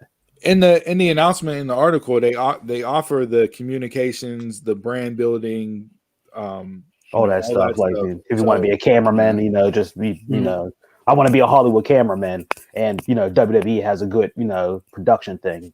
Go down there and do that. That'd be interesting to go that route. Yeah, my thing, I don't know if, to me, you would obviously you'd have to be an athlete in one of the sports that they're going to participate in to have it, But to me, like if you're making all these budget cuts and you're stopping all this other stuff and everything to free up money, and yes, it looks great to the bottom line for shareholders and everything else, but if you're going to take that money and you're going to put it towards something like that, the college athletes for this name, image, likeness, then I'm a little bit more okay with what you did, but why not just come out and say that?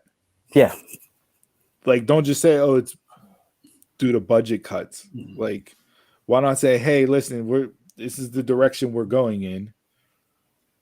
In order to get into this, we have to free up money. And the only way that we can free up money, unfortunately, is we have to release talent because we have a bloated roster. Mm-hmm. And we're going to shut down some of these other things that are taking money away.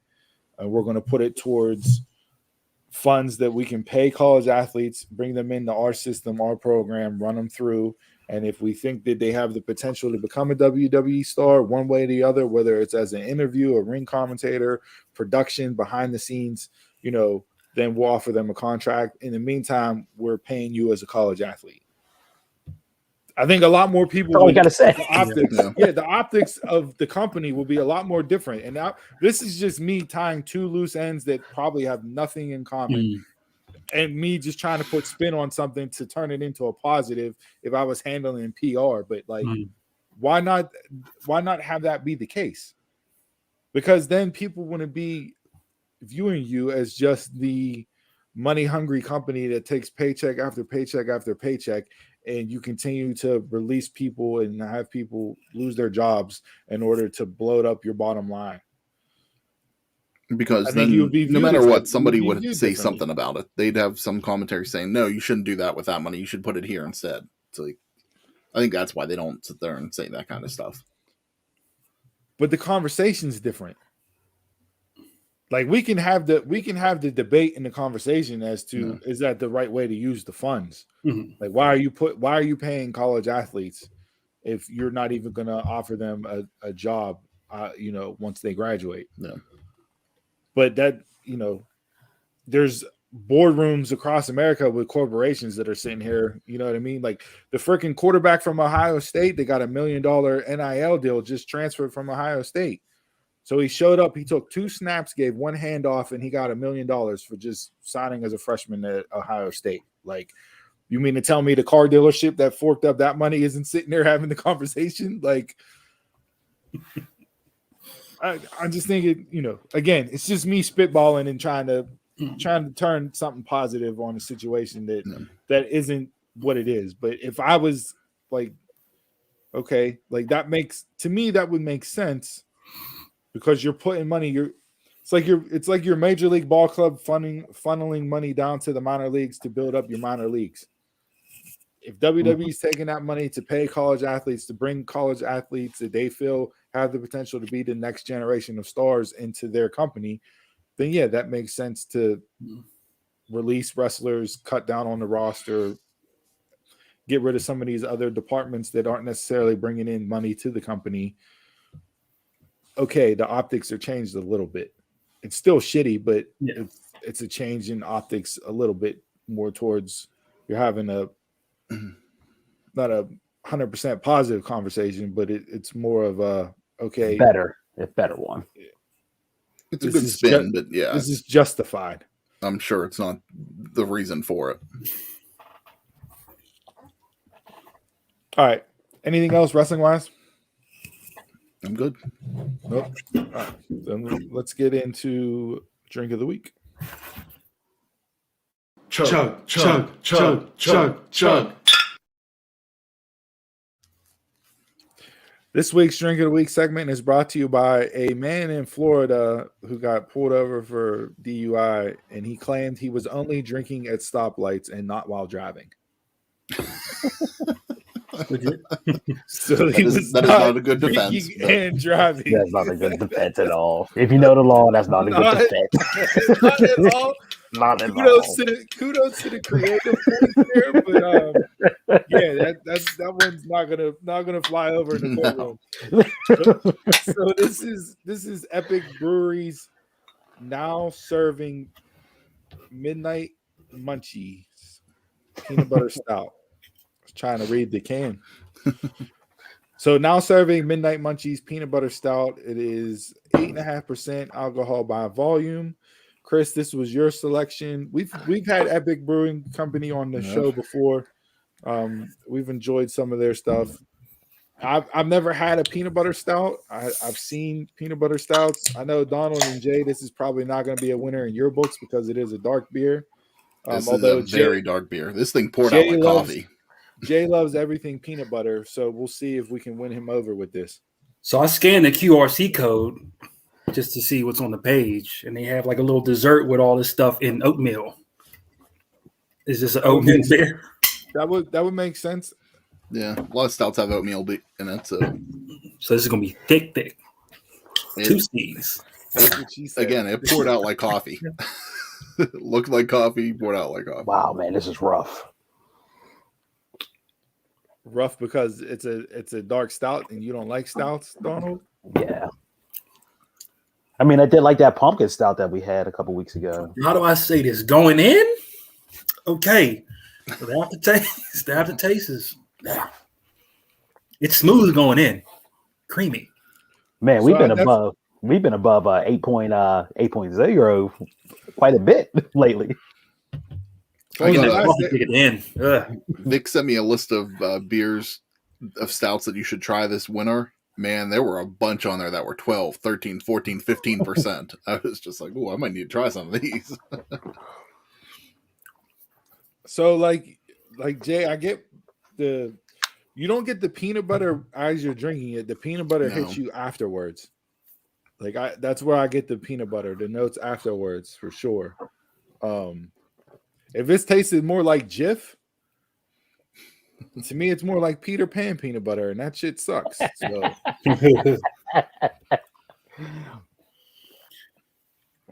See, I smell a little bit of the peanut butter. I don't taste the peanut butter at all. I'm not getting any taste. I'm getting like coffee flavor. That's all I'm picking up. I didn't get no peanut butter. I'm just getting straight. Like I feel like I need to put creamer in this. Am I the only one that gets the peanut butter? I think so. I'm not getting any of the peanut butter. I'm getting coffee at the end. So yeah, the coffee just lingers on my palate. And it's not even that really. It's a heavy smell of peanut butter, but I can at least smell it a little bit. I can't believe I'm the only one picking up on the peanut butter. So I don't know. This is causing me a little conflict here. It's very heavy. There's something thick at the back, but I don't know. I don't get a taste. It is a very, very heavy stout. I let that one go over. I wasn't gonna. That was a softball laid up there. I didn't want to hit it out of the park.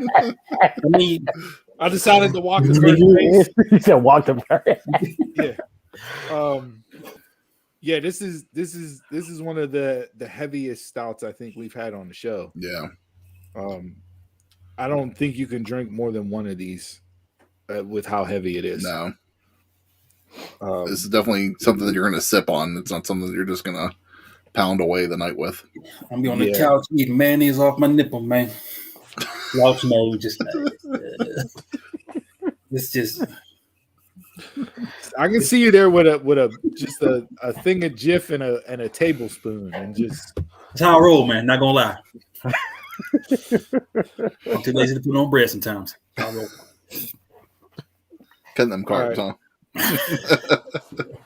All right, what do we got? Go around the room. What are we giving Epic Brewing now serving Midnight Munchies?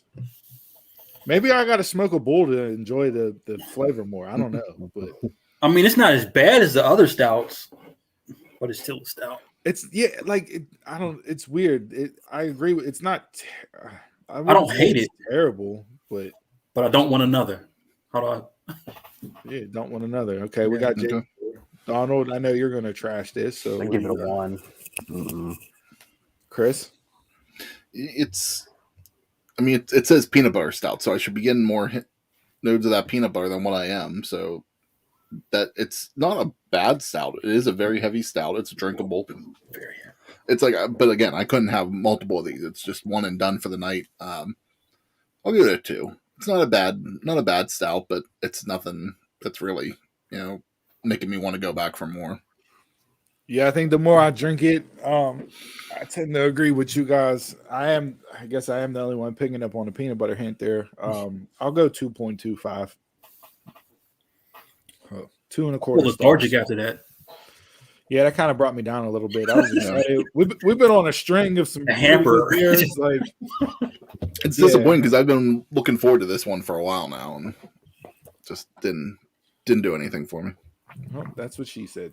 So, with that being said, That's raise what you your decided to bottles, go with. cans, glasses, brown paper bags, red and blue solo cups, and to good ships and wood ships and ships that sail the seas. The best ships are friendships, and friends will always be.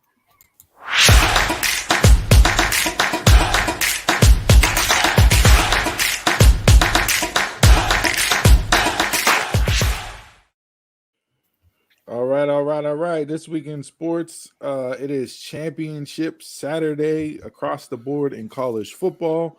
Last night, games kicked off. We had Utah beat Oregon in the Pac-12 championship. They pretty much ran them out the building like they did 13 days ago when they played in Utah. A little surprising. Yeah, it was a little surprising that Oregon got handled again the way that they did. But congratulations to Utah. So they'll be in the Rose Bowl coming up here for bowl season. Today's games, we got Georgia versus Bama. Number 1 versus number 3. Michigan versus Iowa. Cincy versus Houston. Oklahoma State versus Baylor. Those 4 games are the 4 that have the most implications for the college football playoff. San Diego State versus Utah State, Louisiana versus Appalachian State, and then, of course, Pitt versus Wake Forest in the ACC championship game. Out of the 4 games, Georgia, Bama, Michigan, Iowa, Cincy, Houston, Oklahoma State, Baylor, who do you got winning? I have Georgia winning, so could knock Bama out completely. Cincinnati, Michigan, and I want Baylor to win. So if you get that scenario, then it's a little bit of chaos as to who the 4th team is going to be in the college football playoff. I'm okay with the chaos with the 4th team in that scenario as long as Cincinnati's in it. If Cincinnati wins and they're not in it, I think there's going to be some outrage. So if Georgia, Michigan, Cincinnati, and Oklahoma State hold serve and win, those are your 4 teams in the college football playoff. I'll be okay with it because those are all new guard teams. If Baylor beats Oklahoma State, then there's the scenario where you would get Bama in the back door as the 4th seed. A 2-loss Bama team. For me personally, that'll be hard because Bama will have 2 losses and Notre Dame sitting there with 1 loss.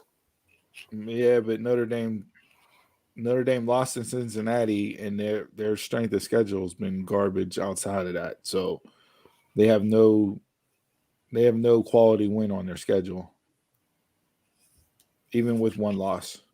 I think the argument could be made a 2-loss SEC team, especially Bama, who would lose. Now, if Bama goes out and gets destroyed by Georgia and they lose by like 21, then I can see the scenario where Notre Dame would sneak in.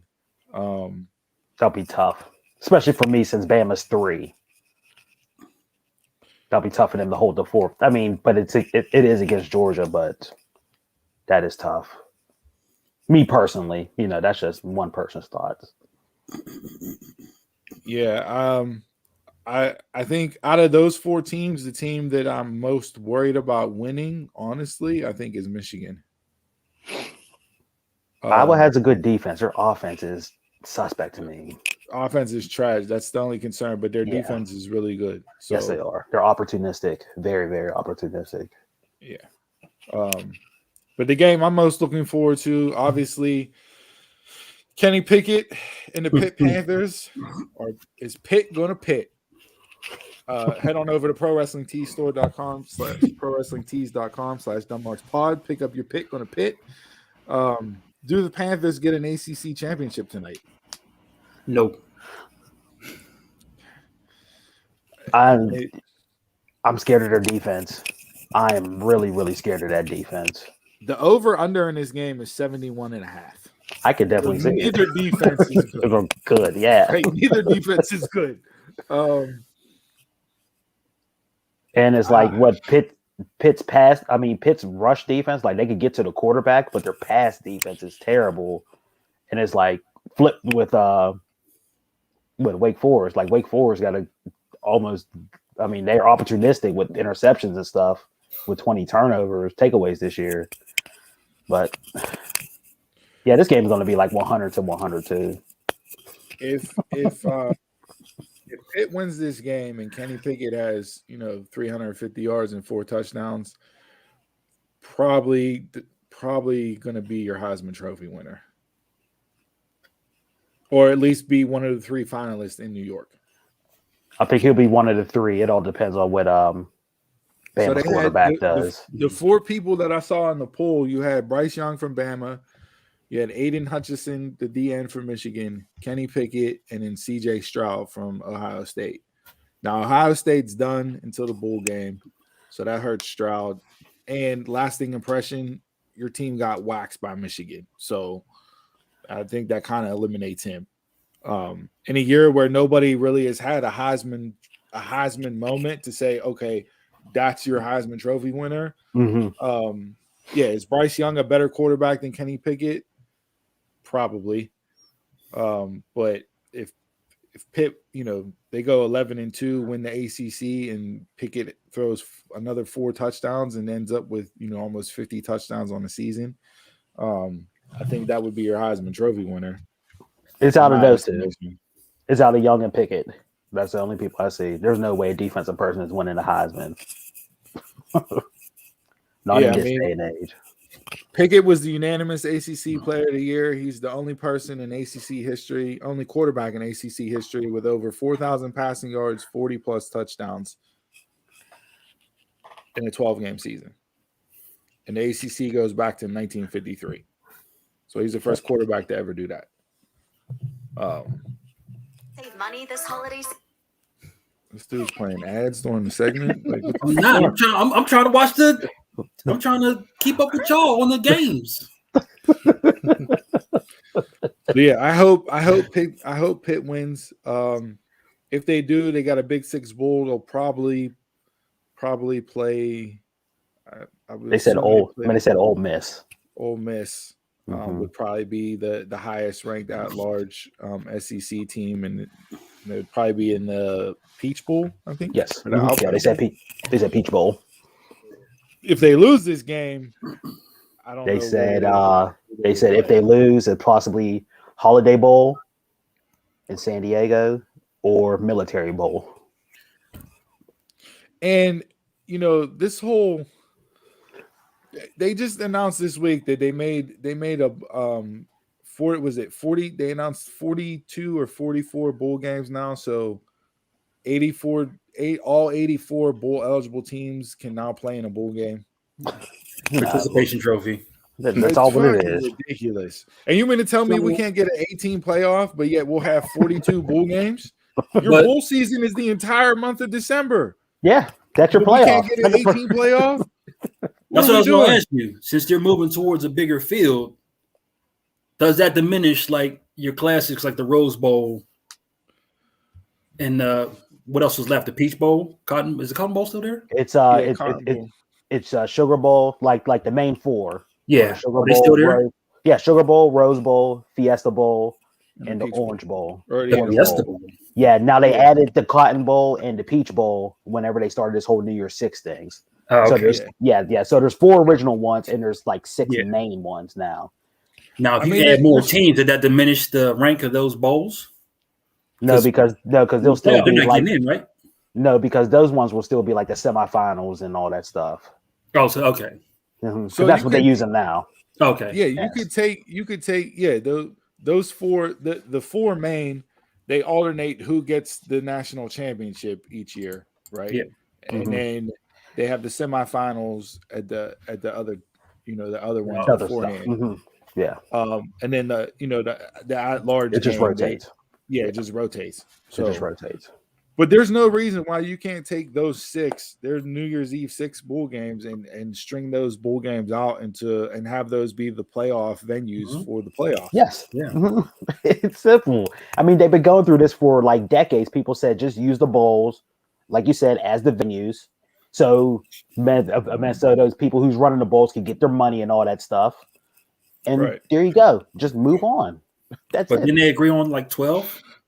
They didn't agree on anything. They didn't yet. agree on expanding anything yet. No, No, anything yet. They said they're going to meet at the the day before the national championship. Just some more talk, but nothing's agreed to yet. Nothing's agreed to. But with the move to the SEC for Oklahoma and Texas and all that, like to me, if the NCAA wants to hold on and continue to be the NCAA, because the rumblings of breaking away and starting up their own. Power 5. Yeah. Like to me, the NCAA would have to bend and break on this and start and at least up it to 8 teams. Mm-hmm. They're the only college sport that doesn't have a playoff to settle who a national champion is. Like a legit playoff. Mm-hmm. Every other division of college football has a playoff to crown a national champion, except for Division I. And it's all because of the tradition and the old timers with the Bulls. But that's bullshit whenever you have 42 of them. So all 84 Bull eligible teams can get an extra game. And how many teams are in? Is it still 125 in there? I thought it was 112. 112? It's probably more than that now. Probably 130. And more than half will get to a bowl. And 84 of them are going to be going to a bowl. More than half will get to a bowl. No. Like you said, participation. No. Just so some big exec and sponsors just could pocket some more money. That's not going to the kids. But that's a different story.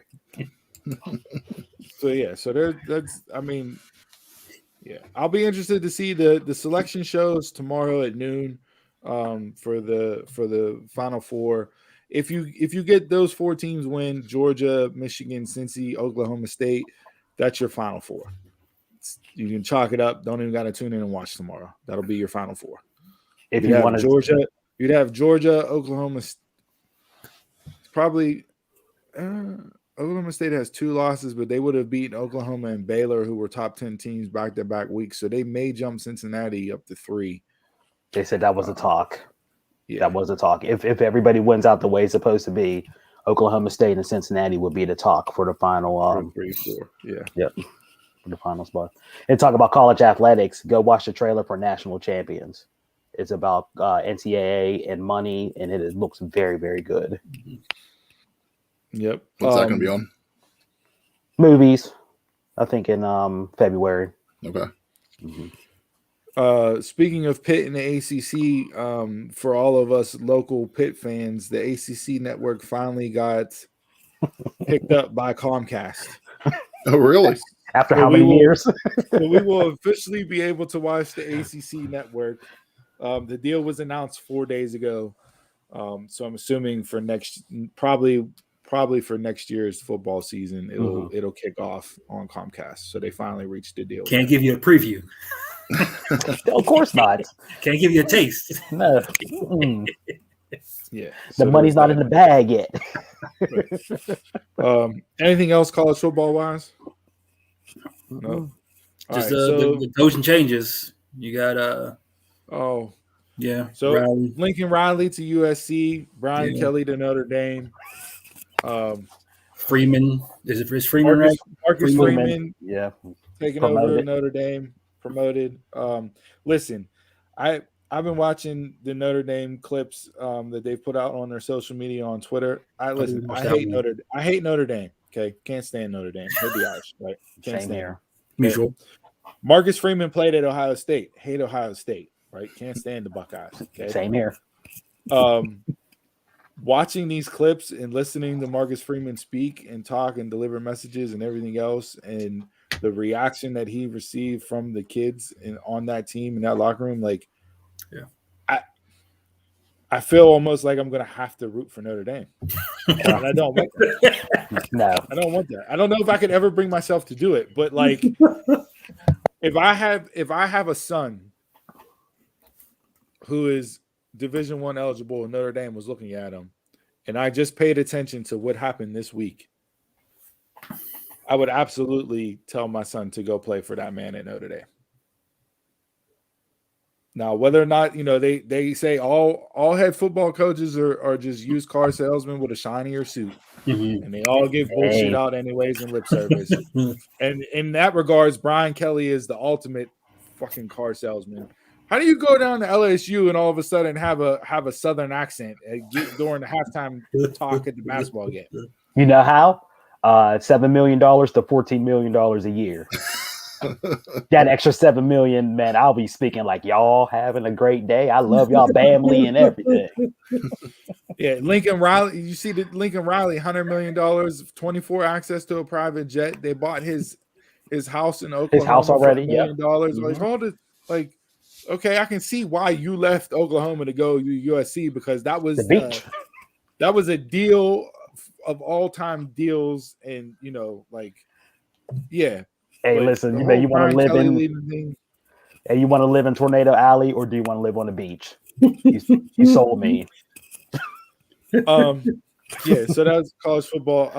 The Steelers. As Brian Kelly say, my love for you is limitless. Again, if somebody comes up to you and be like, hey, we're doubling your salary a year from 7 to 14, I'll be gone too. It's me and my family. It ain't me and these damn kids. The Steelers stink. Who? Steelers stink. Who? Stink. Absolutely stink. It's Ravens week. And they're going to win. Oh, he got to win. me, right? You have to be kidding. Right. We're not losing every game out. They're gonna win. I said that last week on the show. They were gonna lose every single game the rest of the year. No. Remember how I said the Detroit Lions game is scary? This is one big horror movie coming up. So do you want to know why the Steelers are in the predicament that they've in? One of the reasons why? Yes, Big Ben is 39 years old, washed up, shouldn't come back. They replaced 3 All-Pros on their offensive line, and none of the people have really panned out. Yes, they've been plagued by injuries on the defensive side and everything else. However, you know how they say if you have a bad draft class, that sets your team back 5 years, right? That's typically what they say. If you look at the 2018 draft class that the Steelers had, Terrell Edmonds, James Washington, Mason Rudolph, Chuks Okorafor, Marcus Allen, Jalen Samuels, Joshua Frazier. Who? That is why your team is what it is right now. Because you missed on an entire draft class. An entire draft class you missed. Edmonds ain't the worst one out there. Edmonds is terrible. Do-Rag is terrible, but he ain't the worst one out there. He's not the worst one out there, but he's bad. And that's just the 2018. Washington isn't bad. They just don't.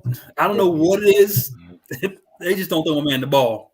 Your top 3 picks were Edmonds, Washington, and Rudolph. In going into year 5 of their or year 4 of their deal, they should be entering into your prime full-time starters. And those 3 shouldn't even be on the team come next year. Samuel should still be on the team. He didn't make the team at the start of this year. No, he should still be on the team. But you can't miss an entire draft class. And that's just 2018. I'm sure if you go back to 2017 and 2019 and look at those draft classes as well, you'll see why they are what they are as far as lack of depth, lack of talent, lack of stars. They have not had good drafts. I don't think they missed with Washington. I just think he's underutilized. He's a Rudolph, serviceable, not your starting.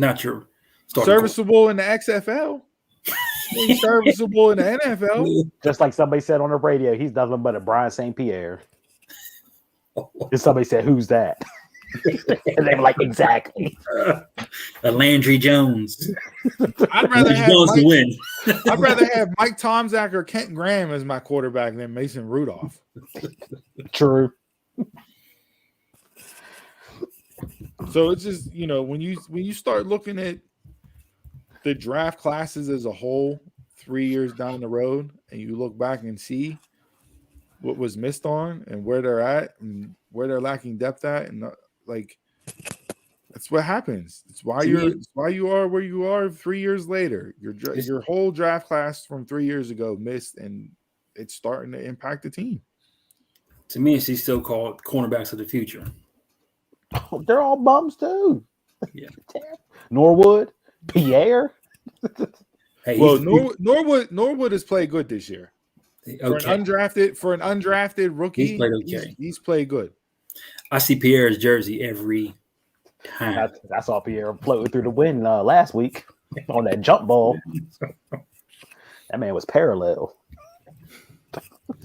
So yeah, like I said, I said last week on the show, I do not see them winning another game this year. Like, what was it? The Detroit game? I seen numbers I've never seen before. Well, get ready for tomorrow. Get ready. You're gonna have more of that. You're gonna have more. TJ Watt's out on the COVID list. Cam Hayward's He's back. Not gonna. Oh, he is gonna play tomorrow. He's back. I don't know if he's going. They took him off. I know Hayden's out. Hayden's out again with the foot. And Spillane is out. Oh, so that means we got Devin Bush for 65 plays tomorrow. Spillane's out. Yes. My man's running on a bad wheel. He still got that.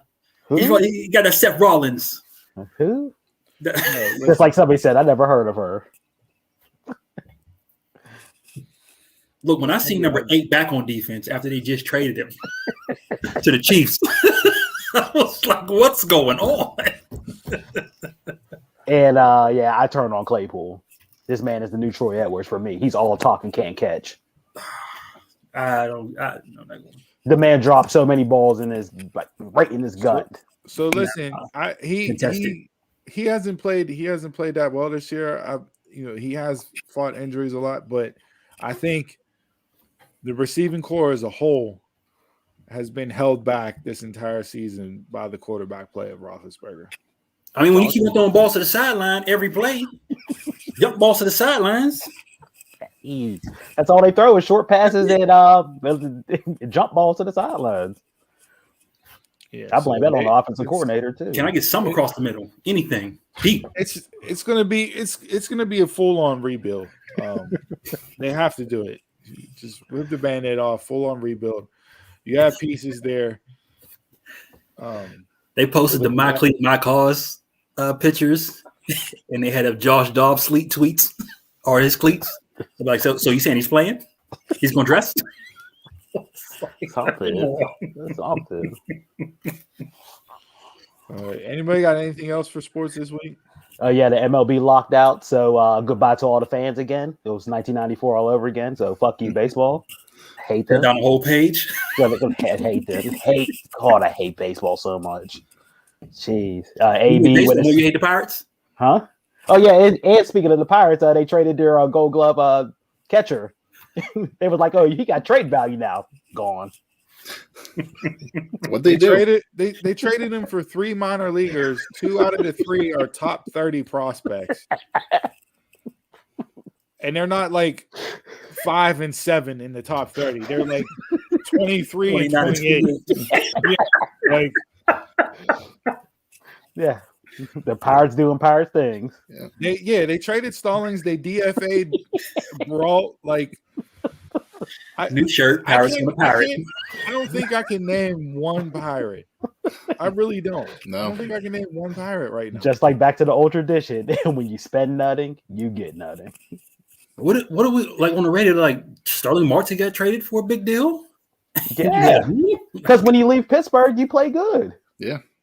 What happens? Listen, if you actually buy a ticket, if you buy a ticket and go see that team play, if they have baseball this year, you are the problem. I honestly can't think of a player.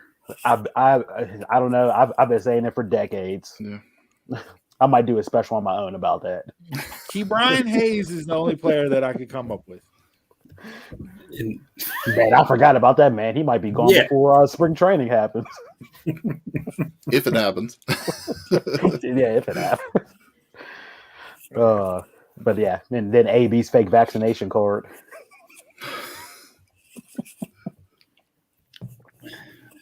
So the bottom line of that story is pay your chef. He was just turning back to Antonio Brown, but he flipped back to AB now.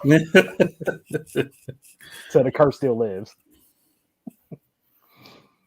That's all I have for sports. Penguins had a horrible week. They didn't win one game, but the Fenway Sports Group and the Penguins, came to an agreement on Fenway's majority ownership. NHL still has to approve it, so that's supposed to be approved sometime this month. Yep. So that's in the bag. They're another team that gotta after this year you gotta rebuild. Oh yeah, a lot. Yeah. So they have those 2 weeks off in February for the Olympic break. Just like I don't know. Once this is done with Fenway, they really gotta just work on something for the off season. Right. Yeah, this time. Yeah. So again, in Pittsburgh right now, our only hope are the Panthers to win a championship and Dr. Britt Baker, DMD. There you go. Yep. All right. With that being said, let's jump into One Gotta Go.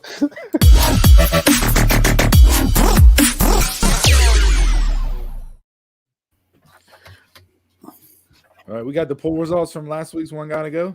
Yep, and the people spoke, and they agreed with Donald. Frosty gotta go. Of course. What was Charlie Brown Christmas? Had to be next. Number 2. I got cussed out about Charlie Brown. I was really surprised how many people voted Charlie Brown off. Yeah, It was one vote off. That's it. That's it. Yeah. This is one.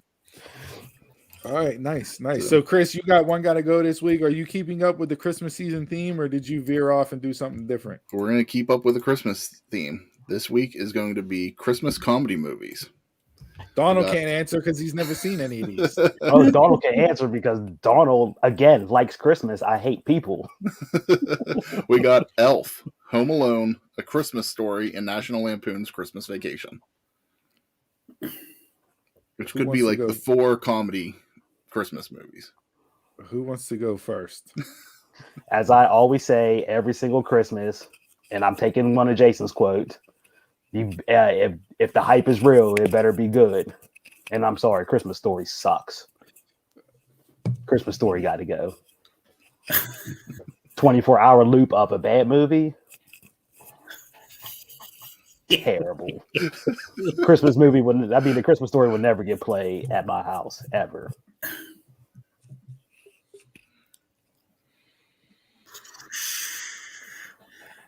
I am woosawing right now because we are in the Christmas season. So I'm trying to be positive and merry. And I've been in the Christmas season since mid-September. So this dude throws on colored lens glasses and he got horrible takes. Like these new rose-colored lenses.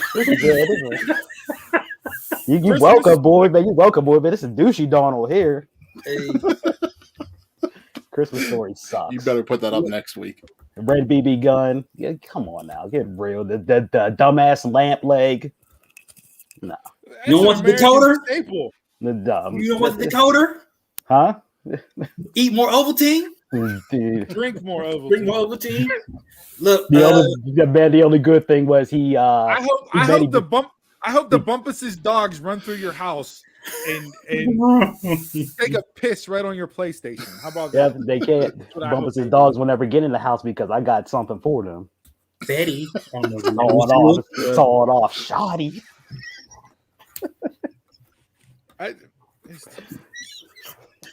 Who's next? I can't.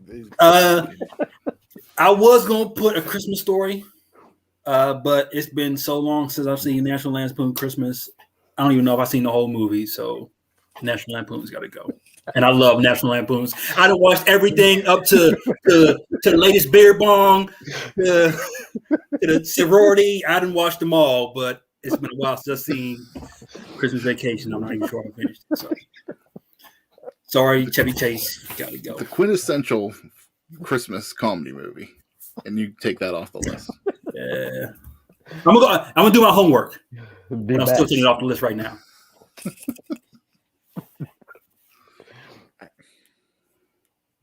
So I have a feeling I won't agree with y'all takes. Because y'all gonna have terrible takes. And I know Chris's for sure. Do you? Go ahead, Steve. Elf.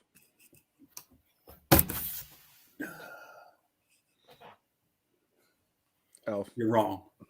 Elf. You want to talk about a movie that doesn't need to be played for 24 hours? Elf needs to be Donald? played. Elf don't need to be played for 24 hours either.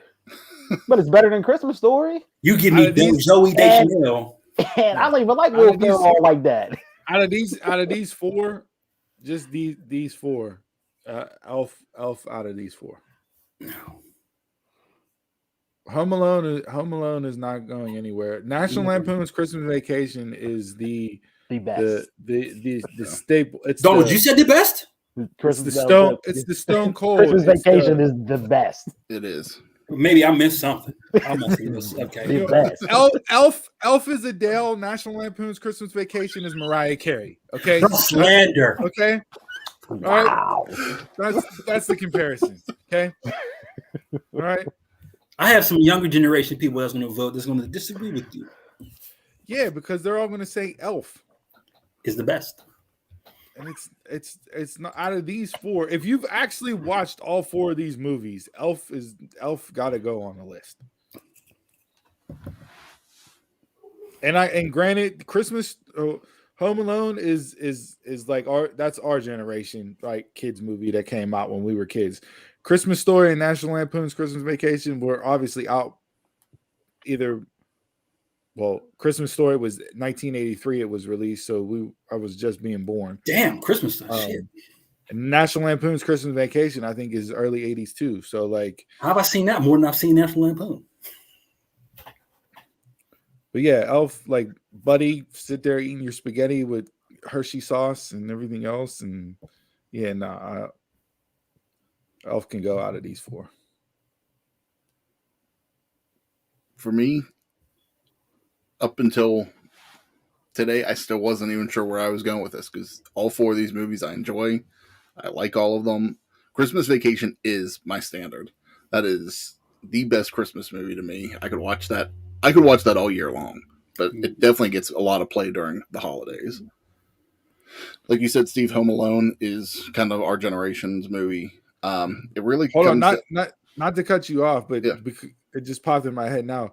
So I saw a post, and I don't know if it's real or not, but the house that was filmed at Home Alone, they're offering an Airbnb one night stay for December 12th. That was going to be my outro with the traps included. Yeah. So I don't know if that's real or not. Some people were saying it was real fake. With the traps. It's real. You were responsible for your travel, to Chicago and back, but if you want to stay there, you're more than welcome to stay there. If it is real, I don't know how much it's going for, and whatnot, but that is something. I don't remember the exact amount, but it was low. It wasn't a lot of money to stay there, which surprised me. I thought they would like have a high price tag on it, but I think I saw the guy that played Buzz in the movie has something to do with it. He's the one. I would do that just to say I stayed at the house. You know what I mean? Like that would be. I would do that.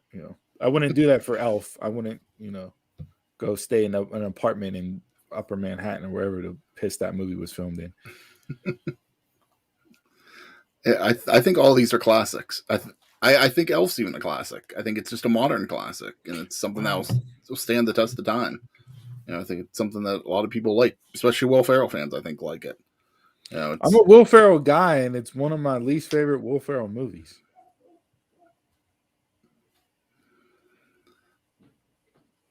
For me, it comes down to either am I taking off Christmas Story or Elf. If I want a laugh, Elf's giving me more laughs than A Christmas Story. So I think I'm going to take A Christmas Story off. Boom. As much as I like it, but yes. Boom. Yes. You know what I'm going to do going into the new year? You know how like coming up on the new year, you take a look back at the previous year. You You retrospect, you look, you make moves, you come up with new game plans and everything else. I'm gonna take a look at. I'm gonna take a look at these friendships with these three individuals that I have on this screen here. I can tell you one thing: I ain't giving you shit for Christmas. I was gonna be a nice guy, drop off a gift here or there to the three ends. Is a hey, thanks for the friendship. Good job on the show this year. Even though Donald and Jay take more days off than Brock Lesnar and the Undertaker combined, but no, Yin's assholes ruined it. I don't even. I'm gonna stay positive. That's how bad a Christmas Story is. Chris hates Will Ferrell, and he put Elf. And you reflect by watching Elf and listening to Adele. Perfect. That's my night. Our last show for the year is the 18th. Are we going to have airing of the grievances that day too?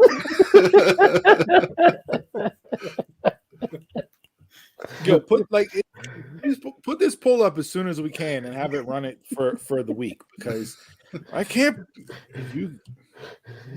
No, your vote's null and void. To say I don't watch comedy, I don't watch comedies at all, but because they're Christmas movies, I watched all three of these or all four of these, and I get a vote. You don't get it. You can't eliminate a genre and then vote just because it's Christmas. Lampoon comes on because of recency bias. If not, it'd be Christmas Story. So I'm gonna watch Lampoon just to see if it holds up. Oh, it holds up. Already watched it once this season already. Holds up all day. Hope it holds up better than Mean Girls. That shit was awful. Kind of like your guys' takes. End this show. I don't even want to talk no more.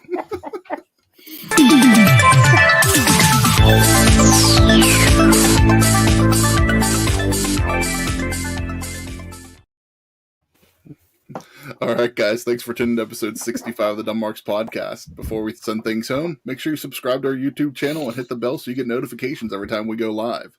Like and follow our Facebook, Instagram, and Twitter accounts at Dumb Marks Pod.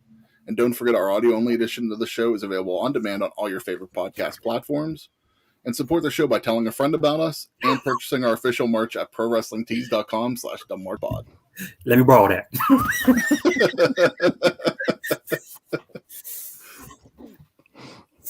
Final thoughts. What do you guys got?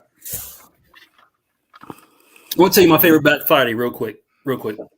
I was working in Circuit City down in Baltimore for 1 year. My first Black Friday opening ever. So there was a rush and everybody comes in. I'm looking over and I see a lady standing on the customer service desk and she's screaming, "Who the fuck stole my purse? Who the fuck stole my purse?" And all that calms down. I'm like, this is crazy. I've never been in a Black Friday rush.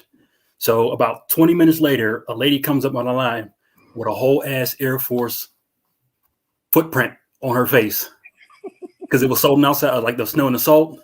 And I'm like, how bad do you want bills that you got trampled? And you just kept shopping with a whole ass Air Force. I was like, is Black Friday even a thing still? Like, because the deals are terrible. Most companies do Black Friday sales literally the entire month. Yeah, it's not like a big thing.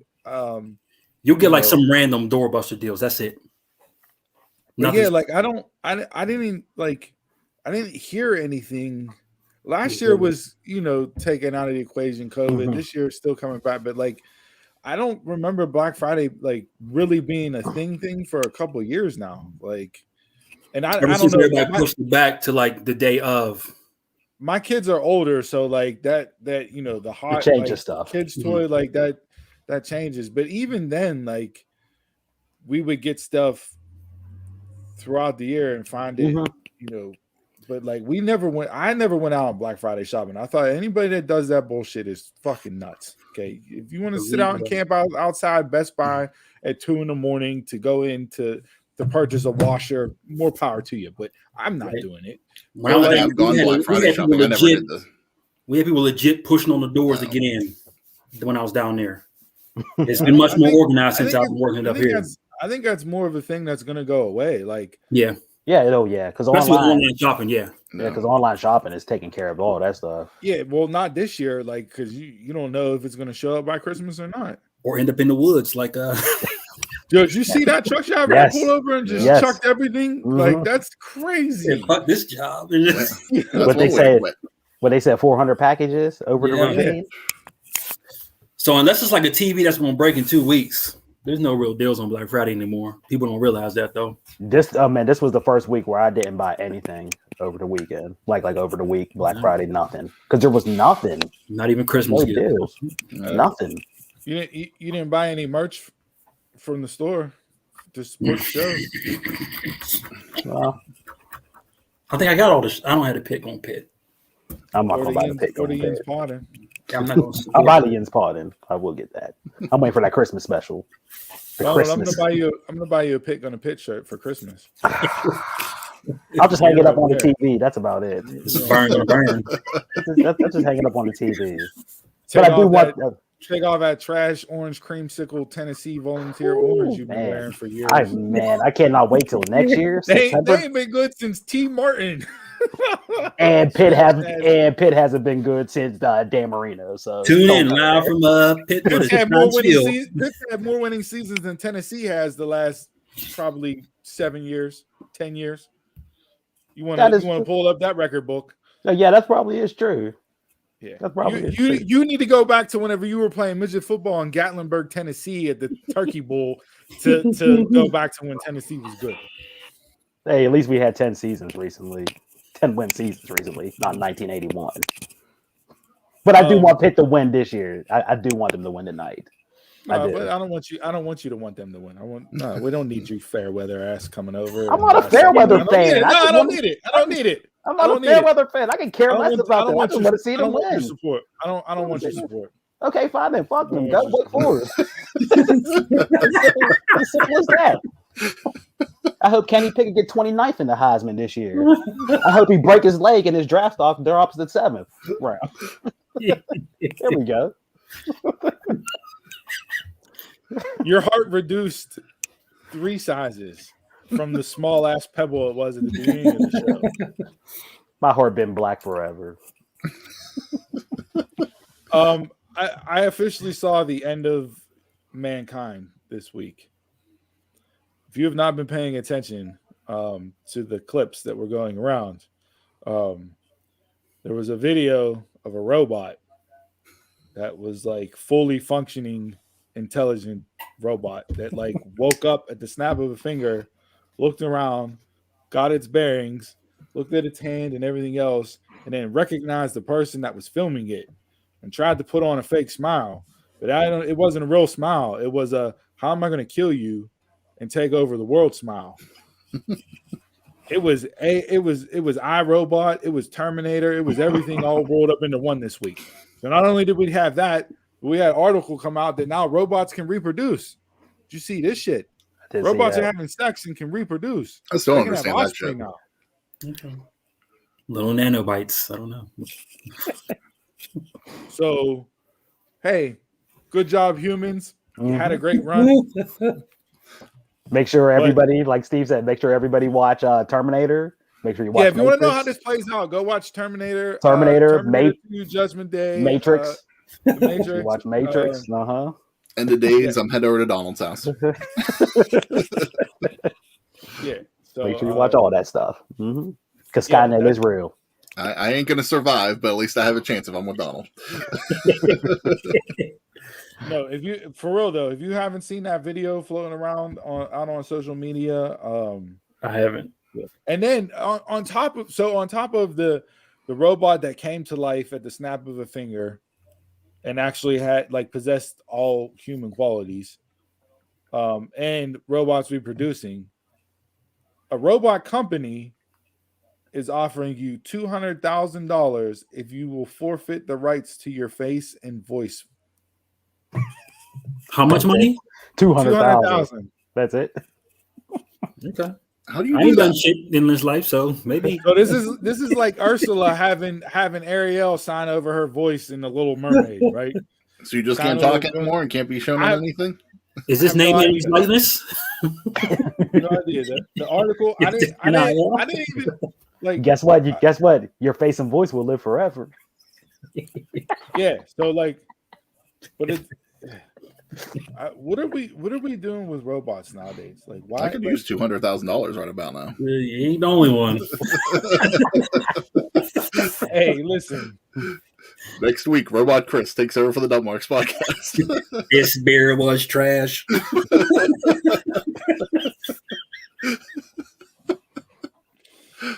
I just don't get it, man. Like, I am legit worried and scared for where we're gonna be, if we're even gonna be around. Like, I'll be gone by then. Yeah.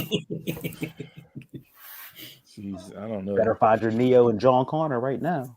Your Will Smith. All these celebrities doing their space travel. Gonna be hopping on there pretty soon.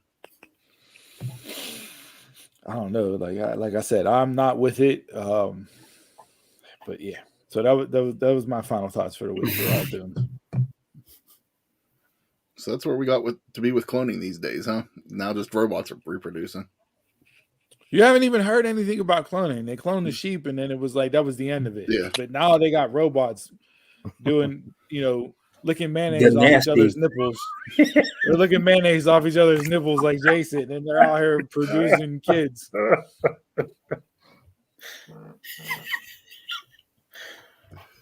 I got nothing else. That tingle. That tingle? That tingle? I tell you one thing, there is not now moving forward, there's not a time where I'm standing in the kitchen making a sandwich and putting Miracle Whip on my bread where I won't unfortunately get it. Like, you ruined mayonnaise for me. Essentially. You took a topping out of my I'm just gonna be eating dry ass turkey sandwiches from now on because Hey. That's what I do. I ruin shit. All right, with that being said, thanks for tuning into the show this week. As always, follow us on social media, hit us up, email show dumbmarkspod@gmail.com. Please make sure you vote on the Christmas edition of One Gotta Go this week, round 2, because I still can't believe you got A Christmas Story, National Lampoons. You let fucking Buddy the Elf on the list. You know what the 3 Ians can do after the show goes off the air? You can all go find a revolving door and just keep spinning around in it. That'd be fun. Keep spinning around, and just keep yelling how you guys have horrible One Gotta Go takes. Speaking of that, to close the show this week, I don't even know how do you even end the show on a positive note? Talking about robots. Use mayonnaise. Don't you already killed mayonnaise. Don't kill Miracle Whip, okay? All right. I actually There's your like Christmas card.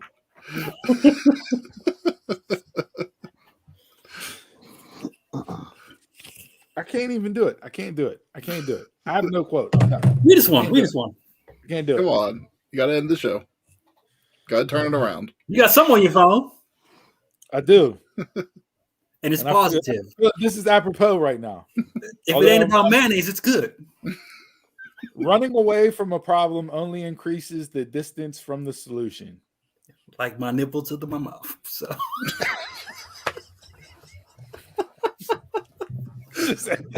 End the show.